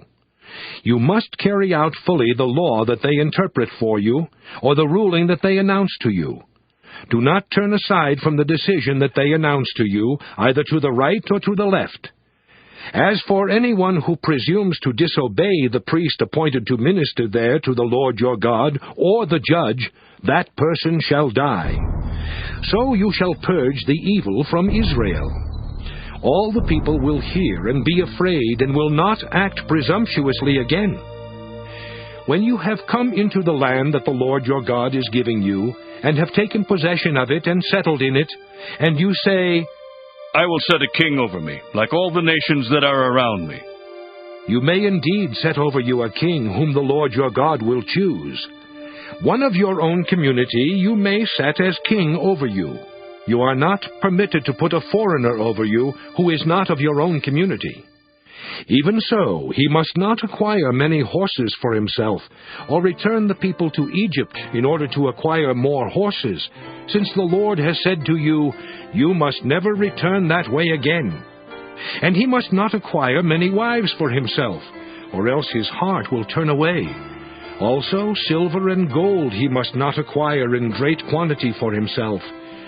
When he has taken the throne of his kingdom, he shall have a copy of this law written for him in the presence of the Levitical priests.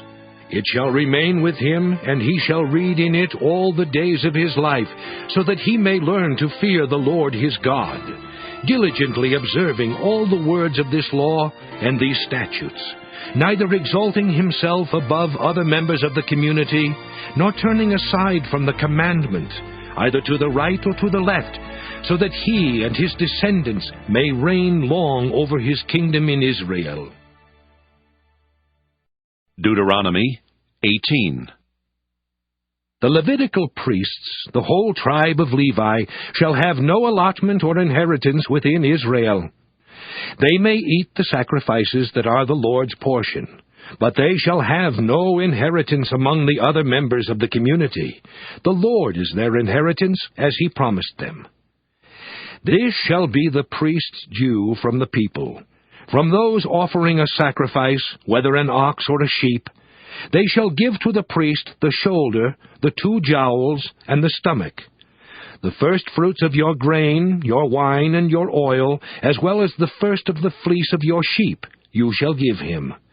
For the Lord your God has chosen Levi out of all your tribes to stand and minister in the name of the Lord, him and his sons, for all time. If a Levite leaves any of your towns, from wherever he has been residing in Israel, and comes to the place that the Lord will choose, and he may come whenever he wishes, then he may minister in the name of the Lord his God, like all his fellow Levites who stand to minister there before the Lord. They shall have equal portions to eat, even though they have income from the sale of family possessions. When you come into the land that the Lord your God is giving you, you must not learn to imitate the abhorrent practices of those nations.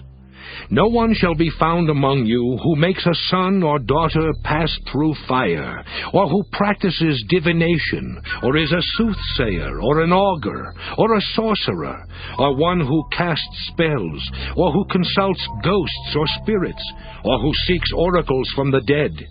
For whoever does these things is abhorrent to the Lord. It is because of such abhorrent practices that the Lord your God is driving them out before you. You must remain completely loyal to the Lord your God. Although these nations that you are about to dispossess do give heed to soothsayers and diviners, as for you, the Lord your God does not permit you to do so. The Lord your God will raise up for you a prophet, like me, from among your own people. You shall heed such a prophet. This is what you requested of the Lord your God at Horeb on the day of the assembly, when you said, "If I hear the voice of the Lord my God any more, or ever again see this great fire, I will die." Then the Lord replied to me, "They are right in what they have said. I will raise up for them a prophet, like you, from among their own people. I will put my words in the mouth of the prophet, who shall speak to them everything that I command. Anyone who does not heed the words that the prophet shall speak in my name, I myself will hold accountable. But any prophet who speaks in the name of other gods, or who presumes to speak in my name a word that I have not commanded the prophet to speak, that prophet shall die." You may say to yourself, "How can we recognize a word that the Lord has not spoken?" If a prophet speaks in the name of the Lord, but the thing does not take place or prove true, it is a word that the Lord has not spoken. The prophet has spoken it presumptuously. Do not be frightened by it. Deuteronomy 19. When the Lord your God has cut off the nations whose land the Lord your God is giving you, and you have dispossessed them and settled in their towns and in their houses, you shall set apart 3 cities in the land that the Lord your God is giving you to possess. You shall calculate the distances and divide into 3 regions the land that the Lord your God gives you as a possession, so that any homicide can flee to one of them. Now this is the case of a homicide who might flee there and live. That is, someone who has killed another person unintentionally when the two had not been at enmity before. Suppose someone goes into the forest with another to cut wood, and when one of them swings the axe to cut down a tree, the head slips from the handle and strikes the other person, who then dies. The killer may flee to one of these cities and live. But if the distance is too great, the avenger of blood in hot anger might pursue and overtake and put the killer to death, although a death sentence was not deserved, since the two had not been at enmity before. Therefore I command you, you shall set apart 3 cities. If the Lord your God enlarges your territory, as he swore to your ancestors, and he will give you all the land that he promised your ancestors to give you, provided you diligently observe this entire commandment that I command you today, by loving the Lord your God and walking always in his ways, then you shall add 3 more cities to these 3, so that the blood of an innocent person may not be shed in the land that the Lord your God is giving you as an inheritance, thereby bringing blood guilt upon you.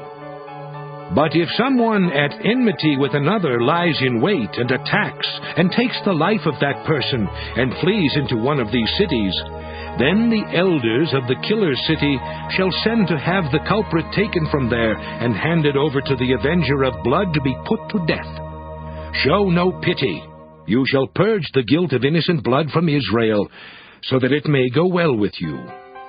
You must not move your neighbor's boundary marker, set up by former generations on the property that will be allotted to you in the land that the Lord your God is giving you to possess.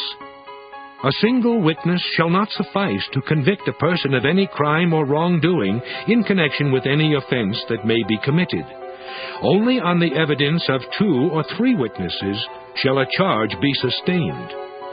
If a malicious witness comes forward to accuse someone of wrongdoing, then both parties to the dispute shall appear before the Lord, before the priests and the judges who are in office in those days, and the judges shall make a thorough inquiry.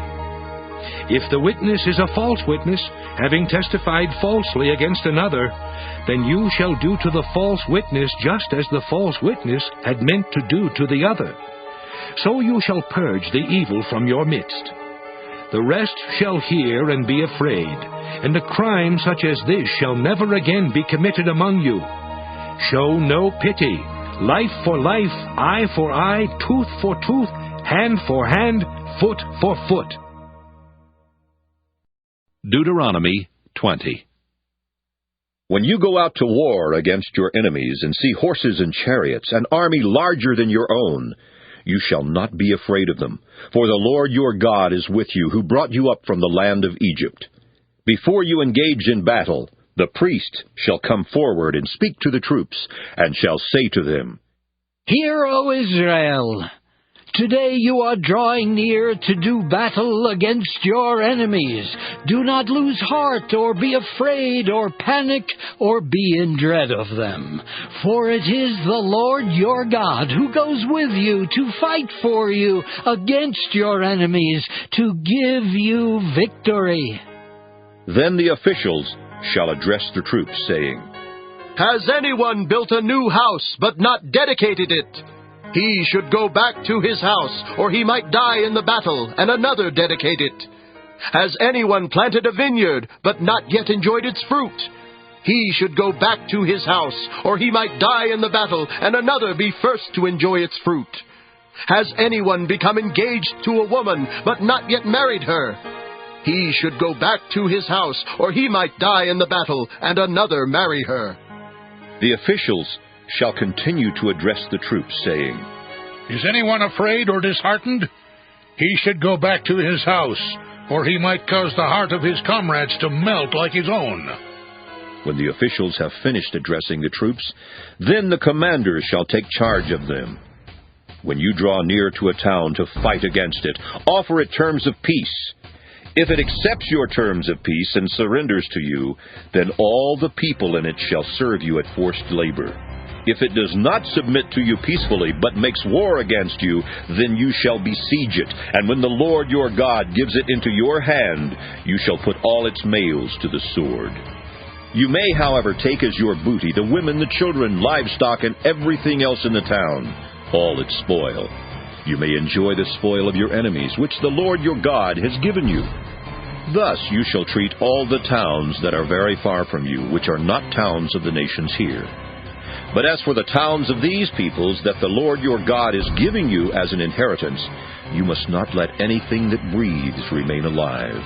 You shall annihilate them, the Hittites and the Amorites, the Canaanites and the Perizzites, the Hivites and the Jebusites, just as the Lord your God has commanded, so that they may not teach you to do all the abhorrent things that they do for their gods, and you thus sin against the Lord your God.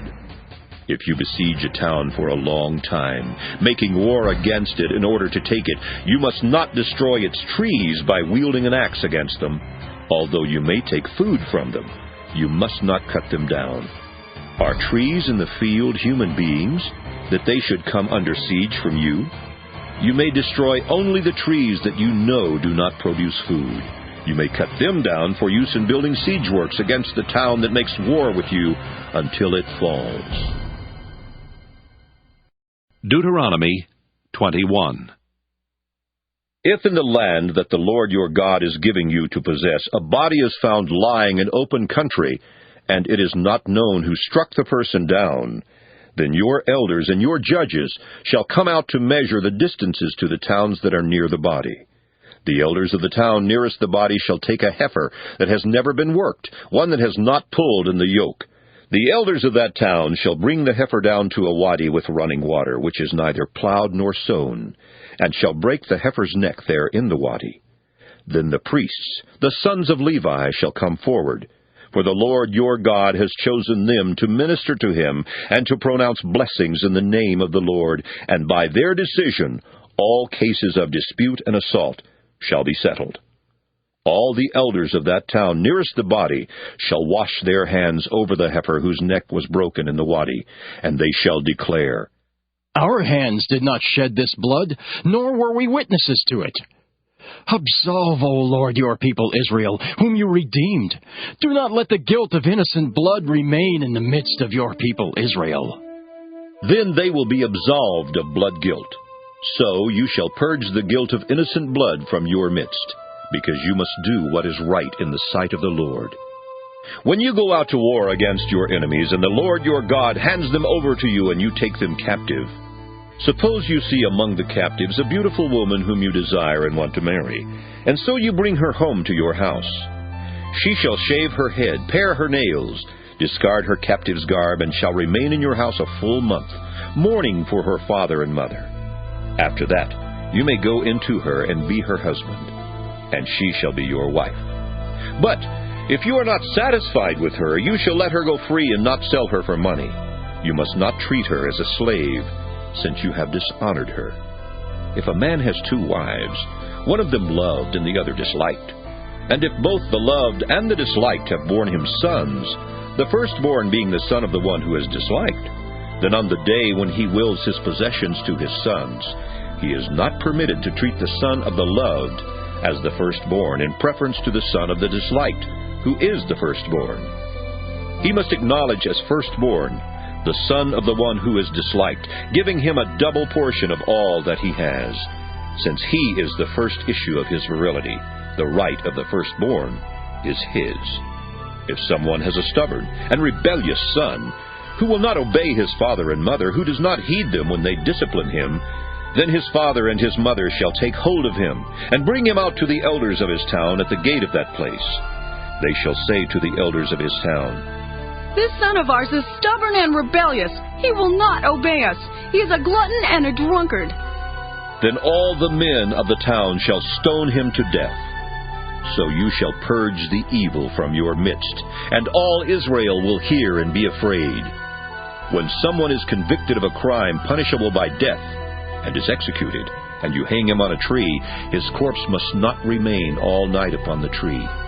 You shall bury him that same day, for anyone hung on a tree is under God's curse. You must not defile the land that the Lord your God is giving you for possession. Deuteronomy 22. You shall not watch your neighbor's ox or sheep straying away and ignore them. You shall take them back to their owner. If the owner does not reside near you, or you do not know who the owner is, you shall bring it to your own house, and it shall remain with you until the owner claims it. Then you shall return it. You shall do the same with a neighbor's donkey. You shall do the same with a neighbor's garment, and you shall do the same with anything else that your neighbor loses and you find. You may not withhold your help. You shall not see your neighbor's donkey or ox fallen on the road and ignore it. You shall help to lift it up. A woman shall not wear a man's apparel, nor shall a man put on a woman's garment. For whoever does such things is abhorrent to the Lord your God. If you come on a bird's nest in any tree or on the ground, with fledglings or eggs, with the mother sitting on the fledglings or on the eggs, you shall not take the mother with the young. Let the mother go, taking only the young for yourself, in order that it may go well with you and you may live long. When you build a new house, you shall make a parapet for your roof. Otherwise you might have blood guilt on your house if anyone should fall from it. You shall not sow your vineyard with a second kind of seed, or the whole yield will have to be forfeited, both the crop that you have sown and the yield of the vineyard itself. You shall not plow with an ox and a donkey yoked together. You shall not wear clothes made of wool and linen woven together. You shall make tassels on the four corners of the cloak with which you cover yourself. Suppose a man marries a woman, But after going into her, he dislikes her and makes up charges against her, slandering her by saying, I married this woman, but when I lay with her, I did not find evidence of her virginity. The father of the young woman and her mother shall then submit the evidence of the young woman's virginity to the elders of the city at the gate. The father of the young woman shall say to the elders, I gave my daughter in marriage to this man, but he dislikes her. Now he has made up charges against her, saying, I did not find evidence of your daughter's virginity, but here is the evidence of my daughter's virginity. Then they shall spread out the cloth before the elders of the town. The elders of that town shall take the man and punish him. They shall fine him 100 shekels of silver, which they shall give to the young woman's father, because he has slandered a virgin of Israel. She shall remain his wife. He shall not be permitted to divorce her as long as he lives. If, however, this charge is true, that evidence of the young woman's virginity was not found, then they shall bring the young woman out to the entrance of her father's house, and the men of her town shall stone her to death, because she committed a disgraceful act in Israel by prostituting herself in her father's house. So you shall purge the evil from your midst. If a man is caught lying with the wife of another man, both of them shall die, the man who lay with the woman as well as the woman. So you shall purge the evil from Israel. If there is a young woman, a virgin already engaged to be married, and a man meets her in the town and lies with her, you shall bring both of them to the gate of that town and stone them to death, the young woman because she did not cry for help in the town, and the man because he violated his neighbor's wife. So you shall purge the evil from your midst. But if the man meets the engaged woman in the open country, and the man seizes her and lies with her, then only the man who lay with her shall die. You shall do nothing to the young woman. The young woman has not committed an offense punishable by death, because this case is like that of someone who attacks and murders a neighbor. Since he found her in the open country, the engaged woman may have cried for help, but there was no one to rescue her.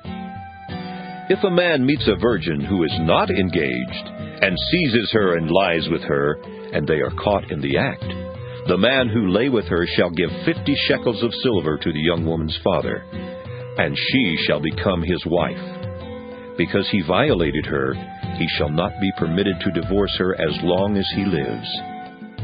A man shall not marry his father's wife, thereby violating his father's rights. Deuteronomy 23. No one whose testicles are crushed, or whose penis is cut off, shall be admitted to the assembly of the Lord. Those born of an illicit union shall not be admitted to the assembly of the Lord. Even to the 10th generation, none of their descendants shall be admitted to the assembly of the Lord. No Ammonite or Moabite shall be admitted to the assembly of the Lord. Even to the 10th generation, none of their descendants shall be admitted to the assembly of the Lord, because they did not meet you with food and water on your journey out of Egypt, and because they hired against you Balaam son of Beor, from Pethor of Mesopotamia, to curse you. Yet the Lord your God refused to heed Balaam. The Lord your God turned the curse into a blessing for you, because the Lord your God loved you. You shall never promote their welfare or their prosperity as long as you live. You shall not abhor any of the Edomites, for they are your kin. You shall not abhor any of the Egyptians, because you are an alien residing in their land. The children of the 3rd generation that are born to them may be admitted to the assembly of the Lord. When you are encamped against your enemies, you shall guard against any impropriety. If one of you becomes unclean because of a nocturnal emission, then he shall go outside the camp. He must not come within the camp. When evening comes, he shall wash himself with water, and when the sun has set, he may come back into the camp. You shall have a designated area outside the camp to which you shall go. With your utensils you shall have a trowel. When you relieve yourself outside, you shall dig a hole with it and then cover up your excrement, because the Lord your God travels along with your camp to save you and to hand over your enemies to you. Therefore your camp must be holy, so that he may not see anything indecent among you and turn away from you. Slaves who have escaped to you from their owners shall not be given back to them. They shall reside with you in your midst in any place they choose, in any one of your towns, wherever they please. You shall not oppress them. None of the daughters of Israel shall be a temple prostitute. None of the sons of Israel shall be a temple prostitute. You shall not bring the fee of a prostitute or the wages of a male prostitute into the house of the Lord your God in payment for any vow, for both of these are abhorrent to the Lord your God. You shall not charge interest on loans to another Israelite, interest on money, interest on provisions, interest on anything that is lent. On loans to a foreigner, you may charge interest. But on loans to another Israelite, you may not charge interest, so that the Lord your God may bless you in all your undertakings in the land that you are about to enter and possess. If you make a vow to the Lord your God, do not postpone fulfilling it, for the Lord your God will surely require it of you, and you will incur guilt. But if you refrain from vowing, you will not incur guilt. Whatever your lips utter, you must diligently perform, just as you have freely vowed to the Lord your God with your own mouth. If you go into your neighbor's vineyard, you may eat your fill of grapes, as many as you wish, but you shall not put any in a container. If you go into your neighbor's standing grain, you may pluck the ears with your hand, but you shall not put a sickle to your neighbor's standing grain. Deuteronomy 24. Suppose a man enters into marriage with a woman, but she does not please him because he finds something objectionable about her. And so he writes her a certificate of divorce, puts it in her hand, and sends her out of his house. She then leaves his house and goes off to become another man's wife. Then suppose the second man dislikes her, writes her a bill of divorce, puts it in her hand, and sends her out of his house. Or the second man who married her dies. Her first husband, who sent her away, is not permitted to take her again to be his wife after she has been defiled, for that would be abhorrent to the Lord, and you shall not bring guilt on the land that the Lord your God is giving you as a possession. When a man is newly married, he shall not go out with the army or be charged with any related duty. He shall be free at home 1 year, to be happy with the wife whom he has married. No one shall take a mill or an upper millstone in pledge, for that would be taking a life in pledge. If someone is caught kidnapping another Israelite, enslaving or selling the Israelite, then that kidnapper shall die. So you shall purge the evil from your midst. Guard against an outbreak of a leprous skin disease by being very careful. You shall carefully observe whatever the Levitical priests instruct you, just as I have commanded them. Remember what the Lord your God did to Miriam on your journey out of Egypt. When you make your neighbor a loan of any kind, you shall not go into the house to take the pledge. You shall wait outside while the person to whom you are making the loan brings the pledge out to you.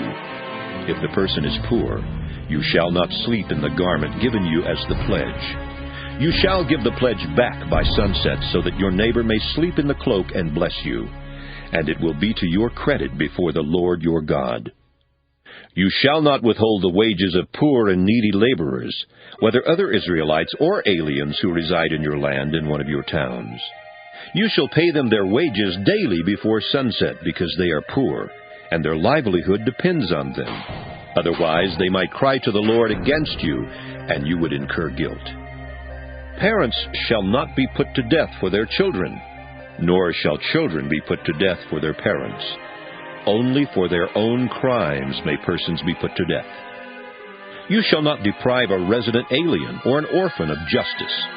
You shall not take a widow's garment in pledge. Remember that you were a slave in Egypt, and the Lord your God redeemed you from there.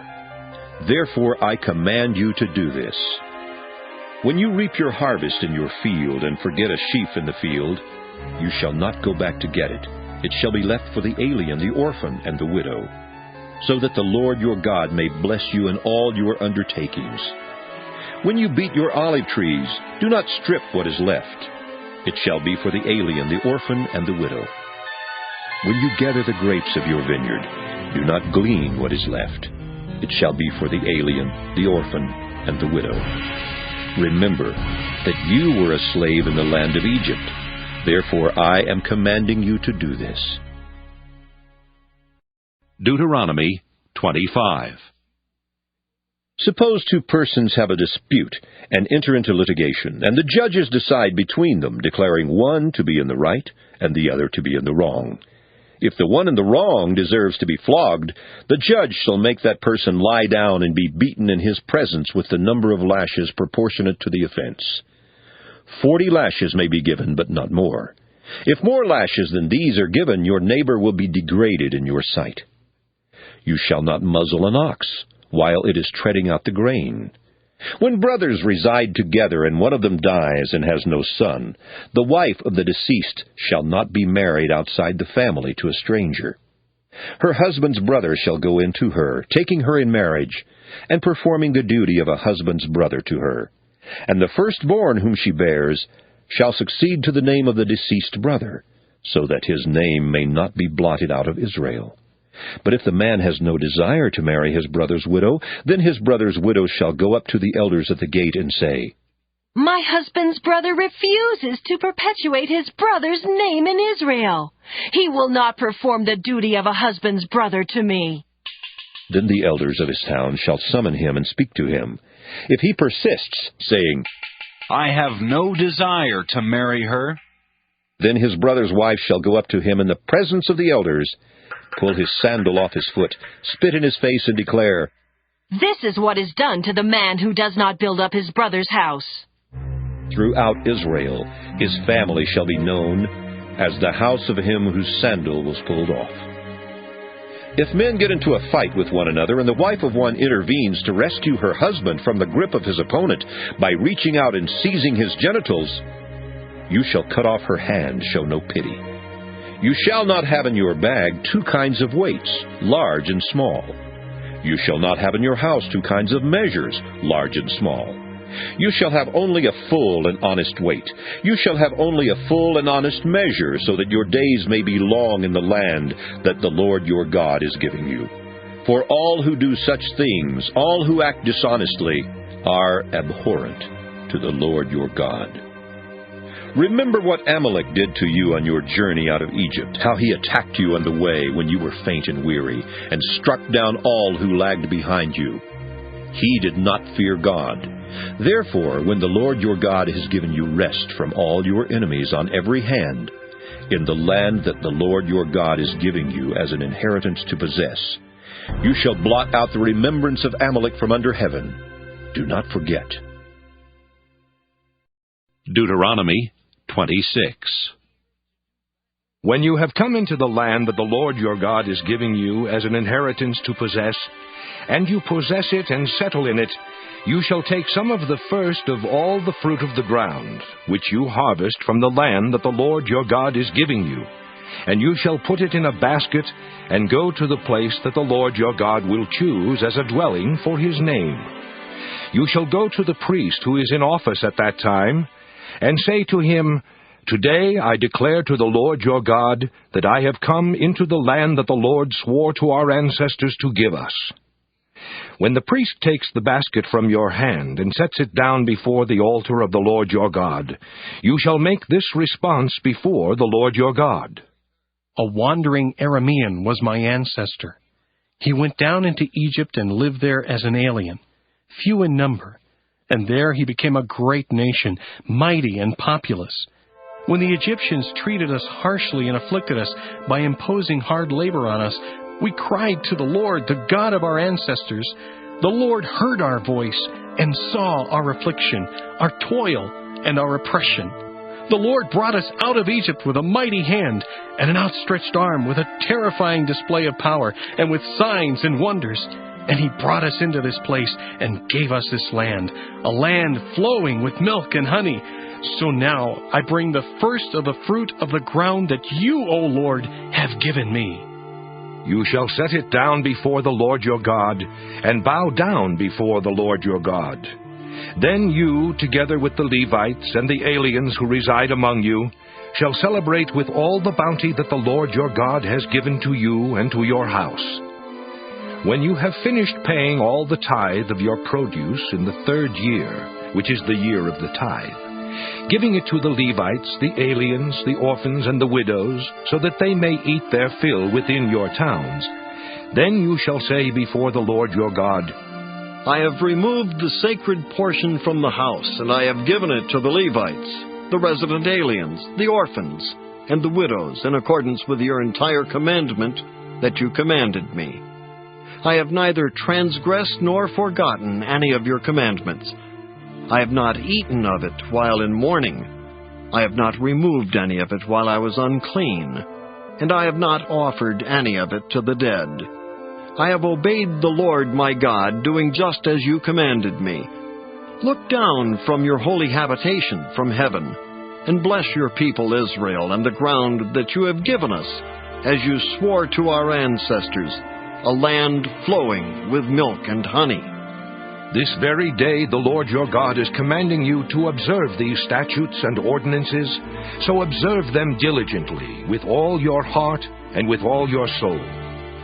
Today you have obtained the Lord's agreement to be your God, and for you to walk in His ways, to keep His statutes, His commandments, and His ordinances, and to obey Him. Today the Lord has obtained your agreement to be His treasured people as He promised you, and to keep His commandments, for Him to set you high above all nations that He has made, in praise and in fame and in honor, and for you to be a people holy to the Lord your God, as He promised.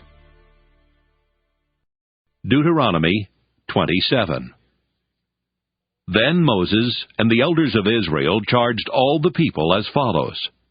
Keep the entire commandment that I am commanding you today. On the day that you cross over the Jordan into the land that the Lord your God is giving you, you shall set up large stones and cover them with plaster. You shall write on them all the words of this law when you have crossed over, to enter the land that the Lord your God is giving you, a land flowing with milk and honey, as the Lord, the God of your ancestors, promised you. So when you have crossed over the Jordan, you shall set up these stones about which I am commanding you today, on Mount Ebal, and you shall cover them with plaster. And you shall build an altar there to the Lord your God, an altar of stones on which you have not used an iron tool. You must build the altar of the Lord your God of unhewn stones. Then offer up burnt offerings on it to the Lord your God. Make sacrifices of well-being, and eat them there, rejoicing before the Lord your God. You shall write on the stones all the words of this law very clearly. Then Moses and the Levitical priests spoke to all Israel, saying, Keep silence and hear, O Israel. This very day you have become the people of the Lord your God. Therefore obey the Lord your God, observing His commandments and His statutes, that I am commanding you today. The same day Moses charged the people as follows. When you have crossed over the Jordan, these shall stand on Mount Gerizim for the blessing of the people: Simeon, Levi, Judah, Issachar, Joseph, and Benjamin. And these shall stand on Mount Ebal for the curse: Reuben, Gad, Asher, Zebulun, Dan, and Naphtali. Then the Levites shall declare in a loud voice to all the Israelites, Cursed be anyone who makes an idol or casts an image, anything abhorrent to the Lord, the work of an artisan, and sets it up in secret. All the people shall respond, saying, Amen. Cursed be anyone who dishonors father or mother. All the people shall say, Amen. Cursed be anyone who moves a neighbor's boundary marker. All the people shall say, Amen. Cursed be anyone who misleads a blind person on the road.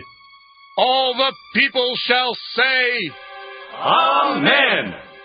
Cursed be anyone who deprives the alien, the orphan, and the widow of justice. All the people shall say, Amen. Cursed be anyone who lies with his father's wife, because he has violated his father's rights. All the people shall say, Amen. Cursed be anyone who lies with any animal. All the people shall say, Amen. Cursed be anyone who lies with his sister, whether the daughter of his father or the daughter of his mother.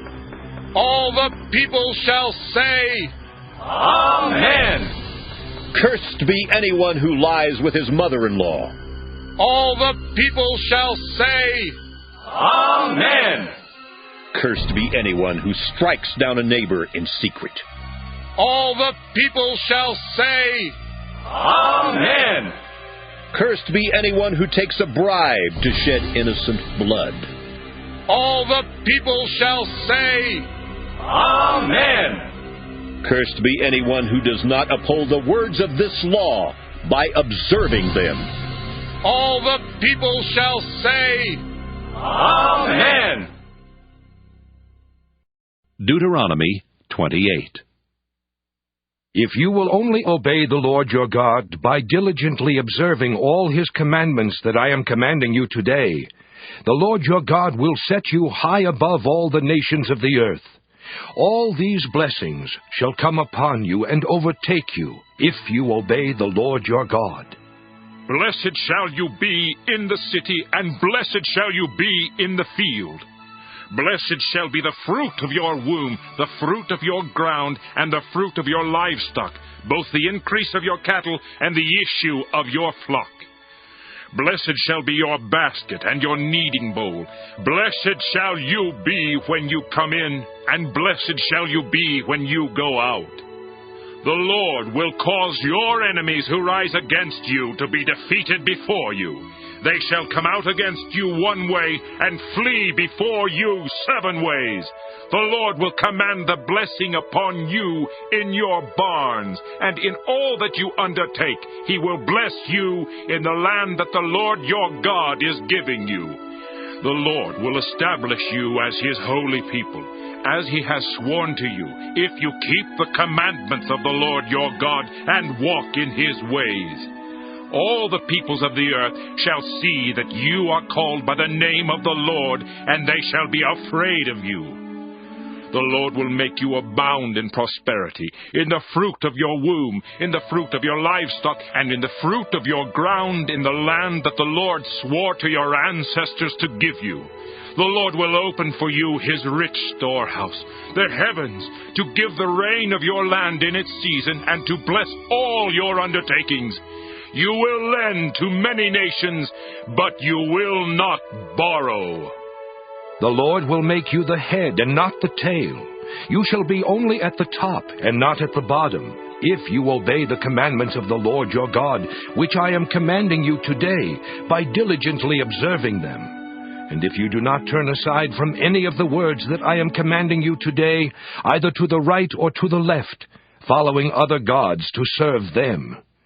But if you will not obey the Lord your God by diligently observing all his commandments and decrees, which I am commanding you today, then all these curses shall come upon you and overtake you. Cursed shall you be in the city, and cursed shall you be in the field. Cursed shall be your basket and your kneading bowl.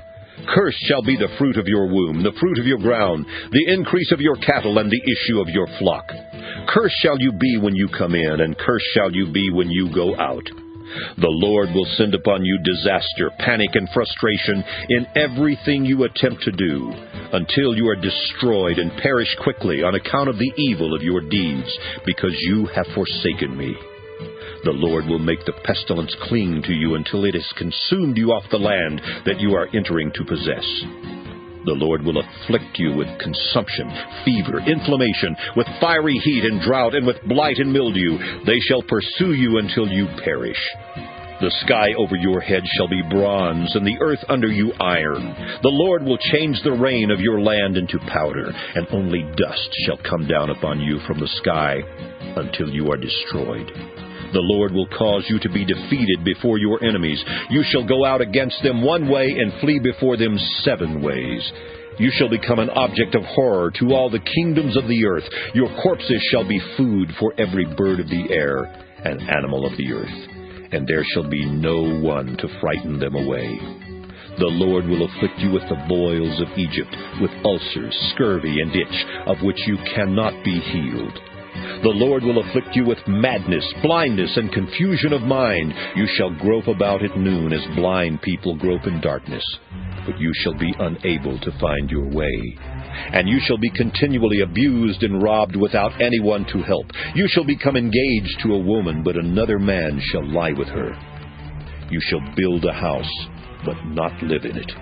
You shall plant a vineyard, but not enjoy its fruit. Your ox shall be butchered before your eyes, but you shall not eat of it. Your donkey shall be stolen in front of you, and shall not be restored to you. Your sheep shall be given to your enemies without anyone to help you. Your sons and daughters shall be given to another people while you look on. You will strain your eyes looking for them all day, but be powerless to do anything. A people whom you do not know shall eat up the fruit of your ground and of all your labors. You shall be continually abused and crushed, and driven mad by the sight that your eyes shall see. The Lord will strike you on the knees and on the legs with grievous boils, of which you cannot be healed, from the sole of your foot to the crown of your head. The Lord will bring you and the king whom you set over you to a nation that neither you nor your ancestors have known, where you shall serve other gods of wood and stone. You shall become an object of horror, a proverb and a byword among all the peoples where the Lord will lead you. You shall carry much seed into the field, but shall gather little in, for the locust shall consume it. You shall plant vineyards and dress them, but you shall neither drink the wine nor gather the grapes, for the worm shall eat them. You shall have olive trees throughout all your territory, but you shall not anoint yourself with the oil, for your olives shall drop off. You shall have sons and daughters, but they shall not remain yours, for they shall go into captivity. All your trees and the fruit of your ground the cicada shall take over. Aliens residing among you shall ascend above you higher and higher, while you shall descend lower and lower. They shall lend to you, but you shall not lend to them. They shall be the head, and you shall be the tail. All these curses shall come upon you, pursuing and overtaking you until you are destroyed, because you did not obey the Lord your God by observing the commandments and the decrees that he commanded you. They shall be among you and your descendants as a sign and a portent forever.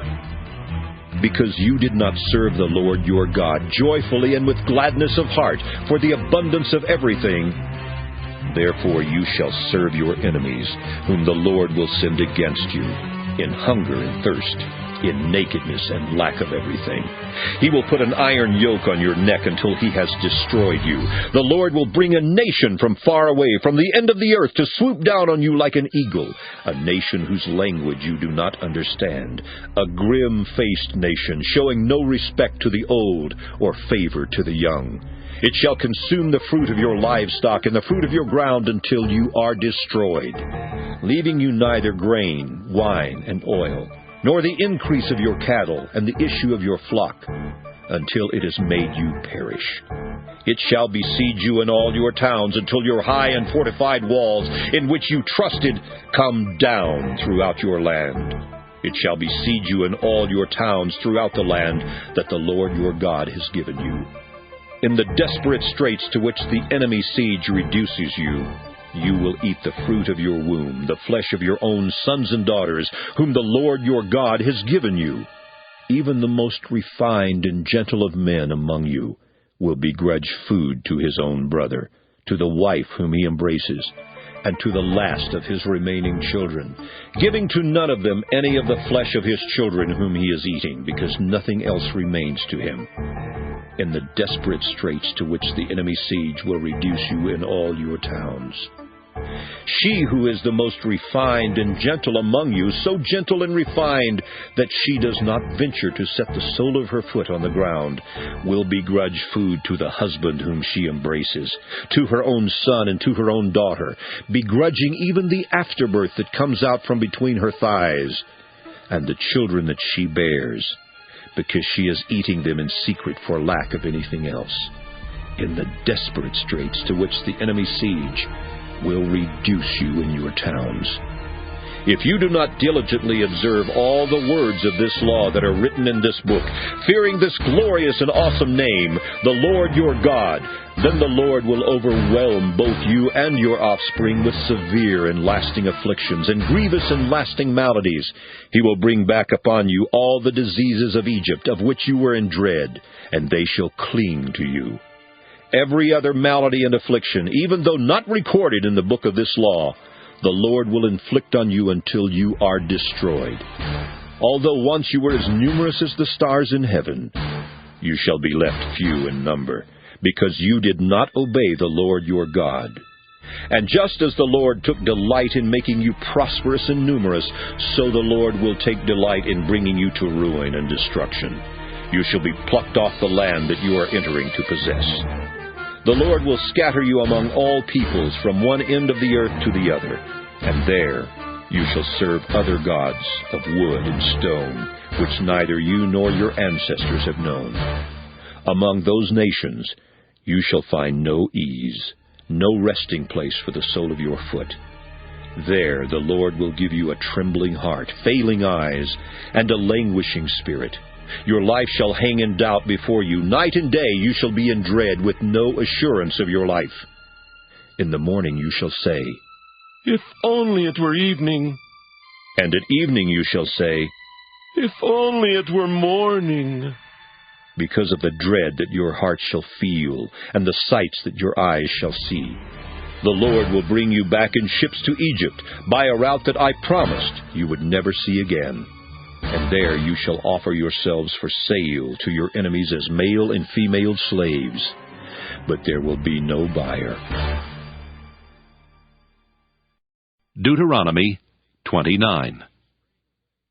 These are the words of the covenant that the Lord commanded Moses to make with the Israelites in the land of Moab, in addition to the covenant that he had made with them at Horeb. Moses summoned all Israel and said to them, You have seen all that the Lord did before your eyes in the land of Egypt, to Pharaoh and to all his servants and to all his land, the great trials that your eyes saw, the signs and those great wonders. But to this day the Lord has not given you a mind to understand, or eyes to see, or ears to hear. I have led you 40 years in the wilderness. The clothes on your back have not worn out, and the sandals on your feet have not worn out. You have not eaten bread, and you have not drunk wine or strong drink, so that you may know that I am the Lord your God. When you came to this place, King Sihon of Heshbon and King Og of Bashan came out against us for battle, but we defeated them. We took their land and gave it as an inheritance to the Reubenites, the Gadites, and the half-tribe of Manasseh. Therefore diligently observe the words of this covenant, in order that you may succeed in everything that you do. You stand assembled today, all of you, before the Lord your God, the leaders of your tribes, your elders and your officials, all the men of Israel, your children, your women, and the aliens who are in your camp, both those who cut your wood and those who draw your water, to enter into the covenant of the Lord your God, sworn by an oath, which the Lord your God is making with you today, in order that he may establish you today as his people, and that he may be your God as he promised you, and as he swore to your ancestors, to Abraham, to Isaac, and to Jacob. I am making this covenant, sworn by an oath, not only with you who stand here with us today before the Lord our God, but also with those who are not here with us today. You know how we lived in the land of Egypt, and how we came through the midst of the nations through which you passed. You have seen their detestable things, the filthy idols of wood and stone, of silver and gold, that were among them. It may be that there is among you a man or woman, or a family or tribe, whose heart is already turning away from the Lord our God, to serve the gods of those nations. It may be that there is among you a root sprouting poisonous and bitter growth. All who hear the words of this oath and bless themselves, thinking in their hearts, We are safe even though we go our own stubborn ways, thus bringing disaster on moist and dry alike, The Lord will be unwilling to pardon them, for the Lord's anger and passion will smoke against them. All the curses written in this book will descend on them, and the Lord will blot out their names from under heaven. The Lord will single them out from all the tribes of Israel for calamity, in accordance with all the curses of the covenant written in this book of the law. The next generation, your children who rise up after you, as well as the foreigner who comes from a distant country, will see the devastation of that land, and the afflictions with which the Lord has afflicted it.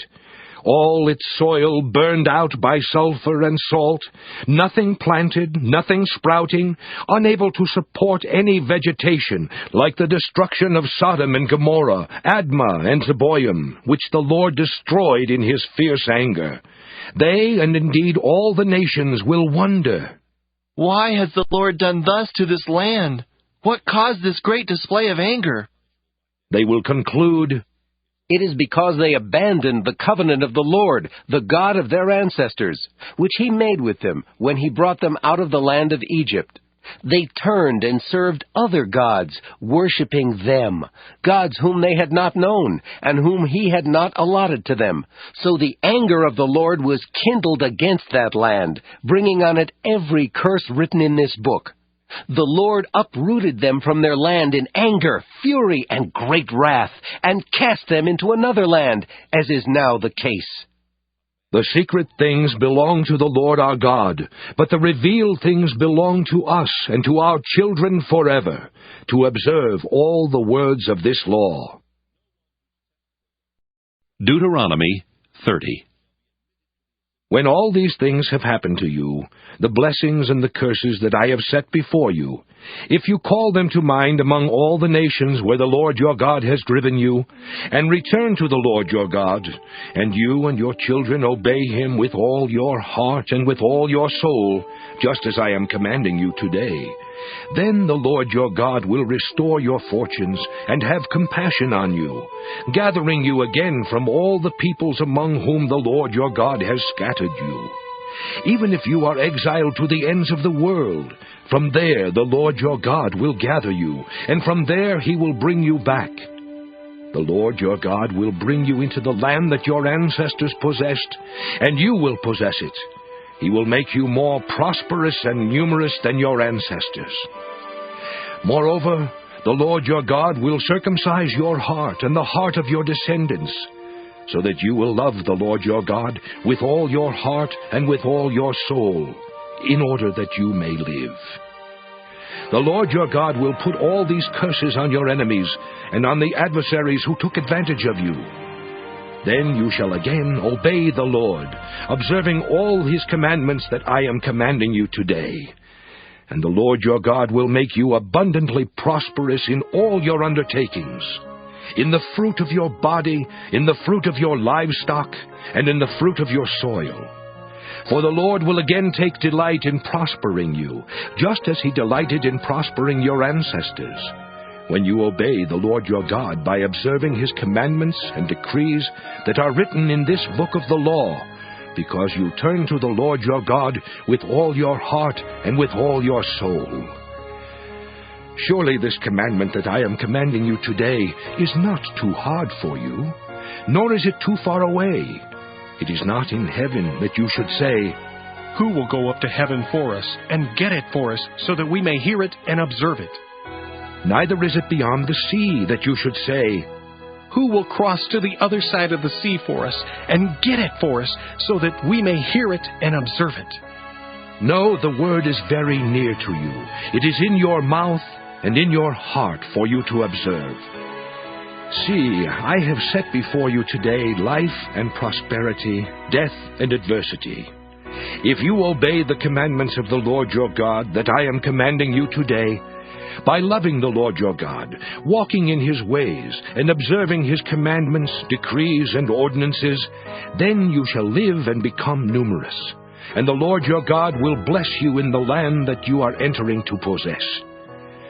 But if your heart turns away, and you do not hear, but are led astray to bow down to other gods and serve them, I declare to you today that you shall perish. You shall not live long in the land that you are crossing the Jordan to enter and possess. I call heaven and earth to witness against you today that I have set before you life and death, blessings and curses. Choose life so that you and your descendants may live, loving the Lord your God, obeying Him, and holding fast to Him.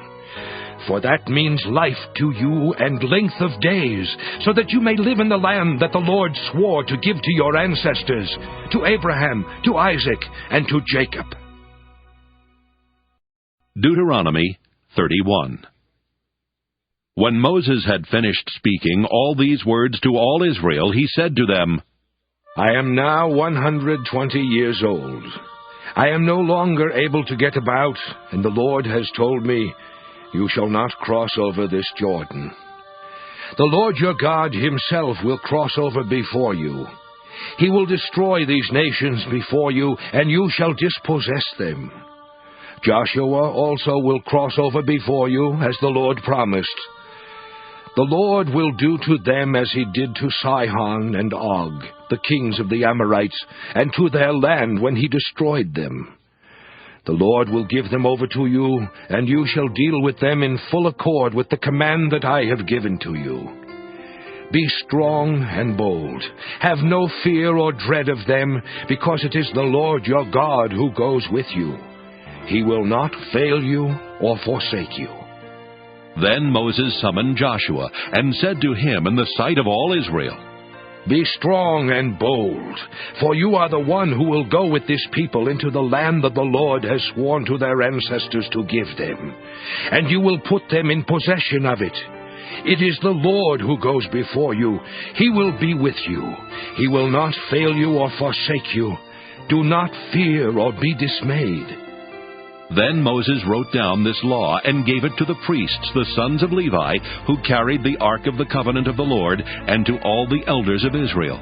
Moses commanded them, Every 7th year, in the scheduled year of remission, during the festival of booths, when all Israel comes to appear before the Lord your God at the place that He will choose, you shall read this law before all Israel in their hearing.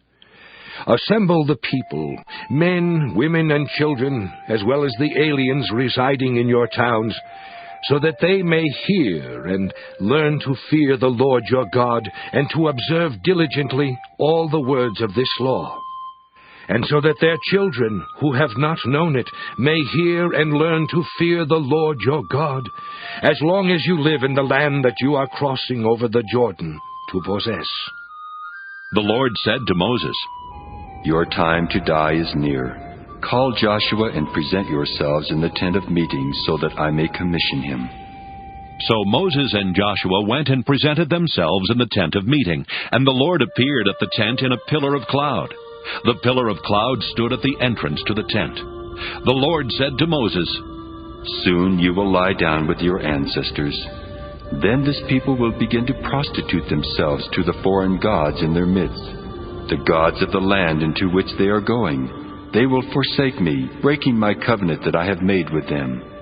My anger will be kindled against them in that day. I will forsake them and hide my face from them. They will become easy prey, and many terrible troubles will come upon them. In that day they will say, Have not these troubles come upon us because our God is not in our midst?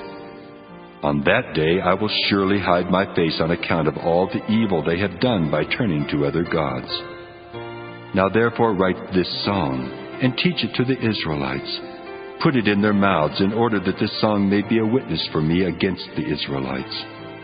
For when I have brought them into the land flowing with milk and honey, which I promised on oath to their ancestors, and they have eaten their fill and grown fat, they will turn to other gods and serve them, despising me and breaking my covenant. And when many terrible troubles come upon them, this song will confront them as a witness, because it will not be lost from the mouths of their descendants. For I know what they are inclined to do, even now before I have brought them into the land that I promised them on oath. That very day Moses wrote this song and taught it to the Israelites. Then the Lord commissioned Joshua son of Nun and said, Be strong and bold. For you shall bring the Israelites into the land that I promised them. I will be with you. When Moses had finished writing down in a book the words of this law to the very end, Moses commanded the Levites who carried the ark of the covenant of the Lord, saying, Take this book of the law, and put it beside the ark of the covenant of the Lord your God. Let it remain there as a witness against you, for I know well how rebellious and stubborn you are. If you already have been so rebellious toward the Lord while I am still alive among you, how much more after my death? Assemble to me all the elders of your tribes and your officials, so that I may recite these words in their hearing, and call heaven and earth to witness against them. For I know that after my death you will surely act corruptly, turning aside from the way that I have commanded you. In time to come, trouble will befall you, because you will do what is evil in the sight of the Lord, provoking him to anger through the work of your hands. Then Moses recited the words of this song to the very end, in the hearing of the whole assembly of Israel. Deuteronomy 32. Give ear, O heavens, and I will speak. Let the earth hear the words of my mouth. May my teaching drop like the rain, my speech condense like the dew. Like gentle rain on grass, like showers on new growth. For I will proclaim the name of the Lord, ascribe greatness to our God. The rock, his work is perfect, and all his ways are just. A faithful God, without deceit, just and upright is he. Yet his degenerate children have dealt falsely with him, a perverse and crooked generation. Do you thus repay the Lord, O foolish and senseless people? Is not he your Father who created you, who made you and established you? Remember the days of old, consider the years long past. Ask your father, and he will inform you, your elders, and they will tell you. When the Most High apportioned the nations, when he divided humankind, he fixed the boundaries of the peoples according to the number of the gods. The Lord's own portion was his people, Jacob his allotted share. He sustained him in a desert land, in a howling wilderness waste. He shielded him, cared for him, guarded him as the apple of his eye. As an eagle stirs up its nest and hovers over its young, as it spreads its wings, takes them up and bears them aloft on its pinions, the Lord alone guided him. No foreign god was with him. He set him atop the heights of the land, and fed him with produce of the field. He nursed him with honey from the crags, with oil from flinty rock, curds from the herd and milk from the flock, with fat of lambs and rams. Bashan bulls and goats together with the choicest wheat. You drank fine wine from the blood of grapes. Jacob ate his fill. Jeshurun grew fat and kicked. You grew fat, bloated, and gorged. He abandoned God who made him and scoffed at the rock of his salvation. They made him jealous with strange gods. With abhorrent things they provoked him. They sacrificed to demons, not God. To deities they had never known. To new ones recently arrived whom your ancestors had not feared. You were unmindful of the rock that bore you. You forgot the God who gave you birth. The Lord saw it and was jealous. He spurned his sons and daughters. He said, I will hide my face from them. I will see what their end will be. For they are a perverse generation, children in whom there is no faithfulness. They made me jealous with what is no God, provoked me with their idols. So I will make them jealous with what is no people, provoke them with a foolish nation. For a fire is kindled by my anger, and burns to the depths of Sheol. It devours the earth and its increase, and sets on fire the foundations of the mountains. I will heap disasters upon them, spend my arrows against them, wasting hunger, burning consumption, bitter pestilence. The teeth of beasts I will send against them, with venom of things crawling in the dust. In the street the sword shall bereave, and in the chambers terror for young man and woman alike, nursing child and old gray head. I thought to scatter them and blot out of the memory of them from humankind. But I feared provocation by the enemy, for their adversaries might misunderstand and say, "Our hand is triumphant. It was not the Lord who did all this." They are a nation void of sense. There is no understanding in them. If they were wise, they would understand this. They would discern what the end would be. How could one have routed 1,000, and 2 put a myriad to flight, unless their rock had sold them, the Lord had given them up? Indeed, their rock is not like our rock. Our enemies are fools. Their vine comes from the vinestock of Sodom, from the vineyards of Gomorrah. Their grapes are grapes of poison. Their clusters are bitter. Their wine is the poison of serpents, the cruel venom of asps. Is not this laid up in store with me, sealed up in my treasuries? Vengeance is mine, and recompense for the time when their foot shall slip. Because the day of their calamity is at hand, their doom comes swiftly. Indeed, the Lord will vindicate his people, have compassion on his servants, when he sees that their power is gone, neither bond nor free remaining. Then he will say, "Where are their gods, the rock in which they took refuge? Who ate the fat of their sacrifices and drank the wine of their libations? Let them rise up and help you. Let them be your protection. See now that I, even I, am he. There is no God beside me. I kill and I make alive. I wound and I heal, and no one can deliver from my hand.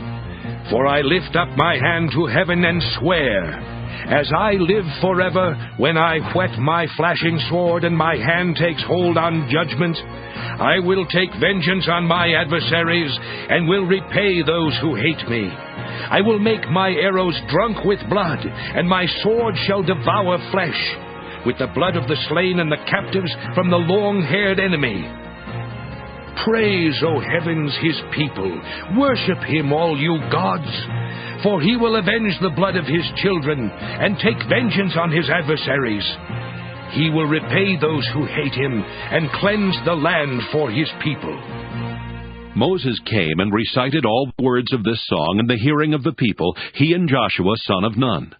When Moses had finished reciting all these words to all Israel, he said to them, Take to heart all the words that I am giving in witness against you today. Give them as a command to your children, so that they may diligently observe all the words of this law. This is no trifling matter for you, but rather your very life. Through it you may live long in the land that you are crossing over the Jordan to possess. On that very day, the Lord addressed Moses as follows. Ascend this mountain of the Abarim, Mount Nebo, which is in the land of Moab across from Jericho, and view the land of Canaan which I am giving to the Israelites for a possession. You shall die there on the mountain that you ascend, and shall be gathered to your kin, as your brother Aaron died on Mount Hor, and was gathered to his kin. Because both of you broke faith with me among the Israelites at the waters of Meribeth Kadesh, in the wilderness of Zin, by failing to maintain my holiness among the Israelites. Although you may view the land from a distance, you shall not enter it, the land that I am giving to the Israelites.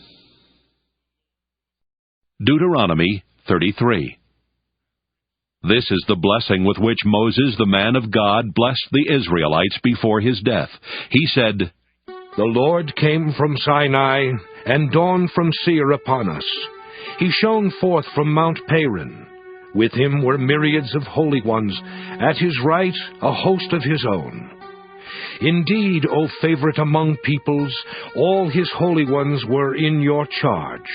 They marched at your heels, accepted direction from you. Moses charged us with the law as a possession for the assembly of Jacob. There arose a king in Jeshurun when the leaders of the people assembled, the united tribes of Israel. May Reuben live and not die out, even though his numbers are few. And this he said of Judah. O Lord, give heed to Judah, and bring him to his people. Strengthen his hands for him, and be a help against his adversaries. And of Levi he said, Give to Levi your Thummim, and your Urim to your loyal one, whom you tested at Massah, with whom you contended at the waters of Meribah, who said of his father and mother, I regard them not. He ignored his kin and did not acknowledge his children, for they observed your word and kept your covenant. They teach Jacob your ordinances, and Israel your law. They place incense before you, and whole burnt offerings on your altar. Bless, O Lord, his substance, and accept the work of his hands. Crush the loins of his adversaries, of those that hate him, so that they do not rise again. Of Benjamin he said, The beloved of the Lord rests in safety. The high God surrounds him all day long. The beloved rests between his shoulders. And of Joseph he said, Blessed by the Lord be his land, with the choice gifts of heaven above, and of the deep that lies beneath, with the choice fruits of the sun, and the rich yield of the months, with the finest produce of the ancient mountains, and the abundance of the everlasting hills, with the choice gifts of the earth and its fullness, and the favor of the one who dwells on Sinai. Let these come on the head of Joseph, on the brow of the prince among his brothers. A firstborn bull, majesty is his. His horns are the horns of a wild ox. With them he gores the peoples, driving them to the ends of the earth. Such are the myriads of Ephraim, such the thousands of Manasseh. And of Zebulun he said, Rejoice, Zebulun, in your going out, and Issachar in your tents. They call peoples to the mountain, there they offer the right sacrifices. For they suck the affluence of the seas and the hidden treasures of the sand. And of Gad he said, Blessed be the enlargement of Gad. Gad lives like a lion. He tears at arm and scalp. He chose the best for himself, for there a commander's allotment was reserved. He came at the head of the people. He executed the justice of the Lord and his ordinances for Israel. And of Dan he said, Dan is a lion's whelp that leaps forth from Bashan. And of Naphtali he said, O Naphtali, sated with favor, full of the blessing of the Lord, possess the west and the south. And of Asher he said, Most blessed of sons be Asher. May he be the favorite of his brothers, and may he dip his foot in oil. Your bars are iron and bronze, and as your days, so is your strength. There is none like God, O Jeshurun, who rides through the heavens to your help, majestic through the skies. He subdues the ancient gods, shatters the forces of old. He drove out the enemy before you and said, Destroy. So Israel lives in safety. Untroubled is Jacob's abode, in a land of grain and wine, where the heavens drop down dew. Happy are you, O Israel! Who is like you, a people saved by the Lord, the shield of your help and the sword of your triumph? Your enemies shall come fawning to you, and you shall tread on their backs. Deuteronomy 34. Then Moses went up from the plains of Moab to Mount Nebo to the top of Pisgah, which is opposite Jericho. And the Lord showed him the whole land, Gilead as far as Dan, all Naphtali, the land of Ephraim and Manasseh, all the land of Judah as far as the western sea, the Negev, and the plain, that is the valley of Jericho, the city of palm trees, as far as Zoar.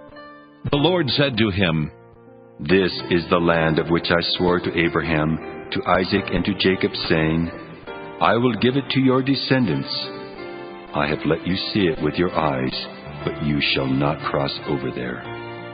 Then Moses, the servant of the Lord, died there in the land of Moab at the Lord's command. He was buried in a valley in the land of Moab opposite Beth Peor, but no one knows his burial place to this day. Moses was 120 years old when he died. His sight was unimpaired, and his vigor had not abated. The Israelites wept for Moses in the plains of Moab 30 days. Then the period of mourning for Moses was ended. Joshua, son of Nun, was full of the spirit of wisdom, because Moses had laid his hands on him. And the Israelites obeyed him, doing as the Lord had commanded Moses. Never since has there arisen a prophet in Israel like Moses, whom the Lord knew face to face. He was unequaled for all the signs and wonders that the Lord sent him to perform in the land of Egypt, against Pharaoh and all his servants and his entire land, and for all the mighty deeds and all the terrifying displays of power that Moses performed in the sight of all Israel.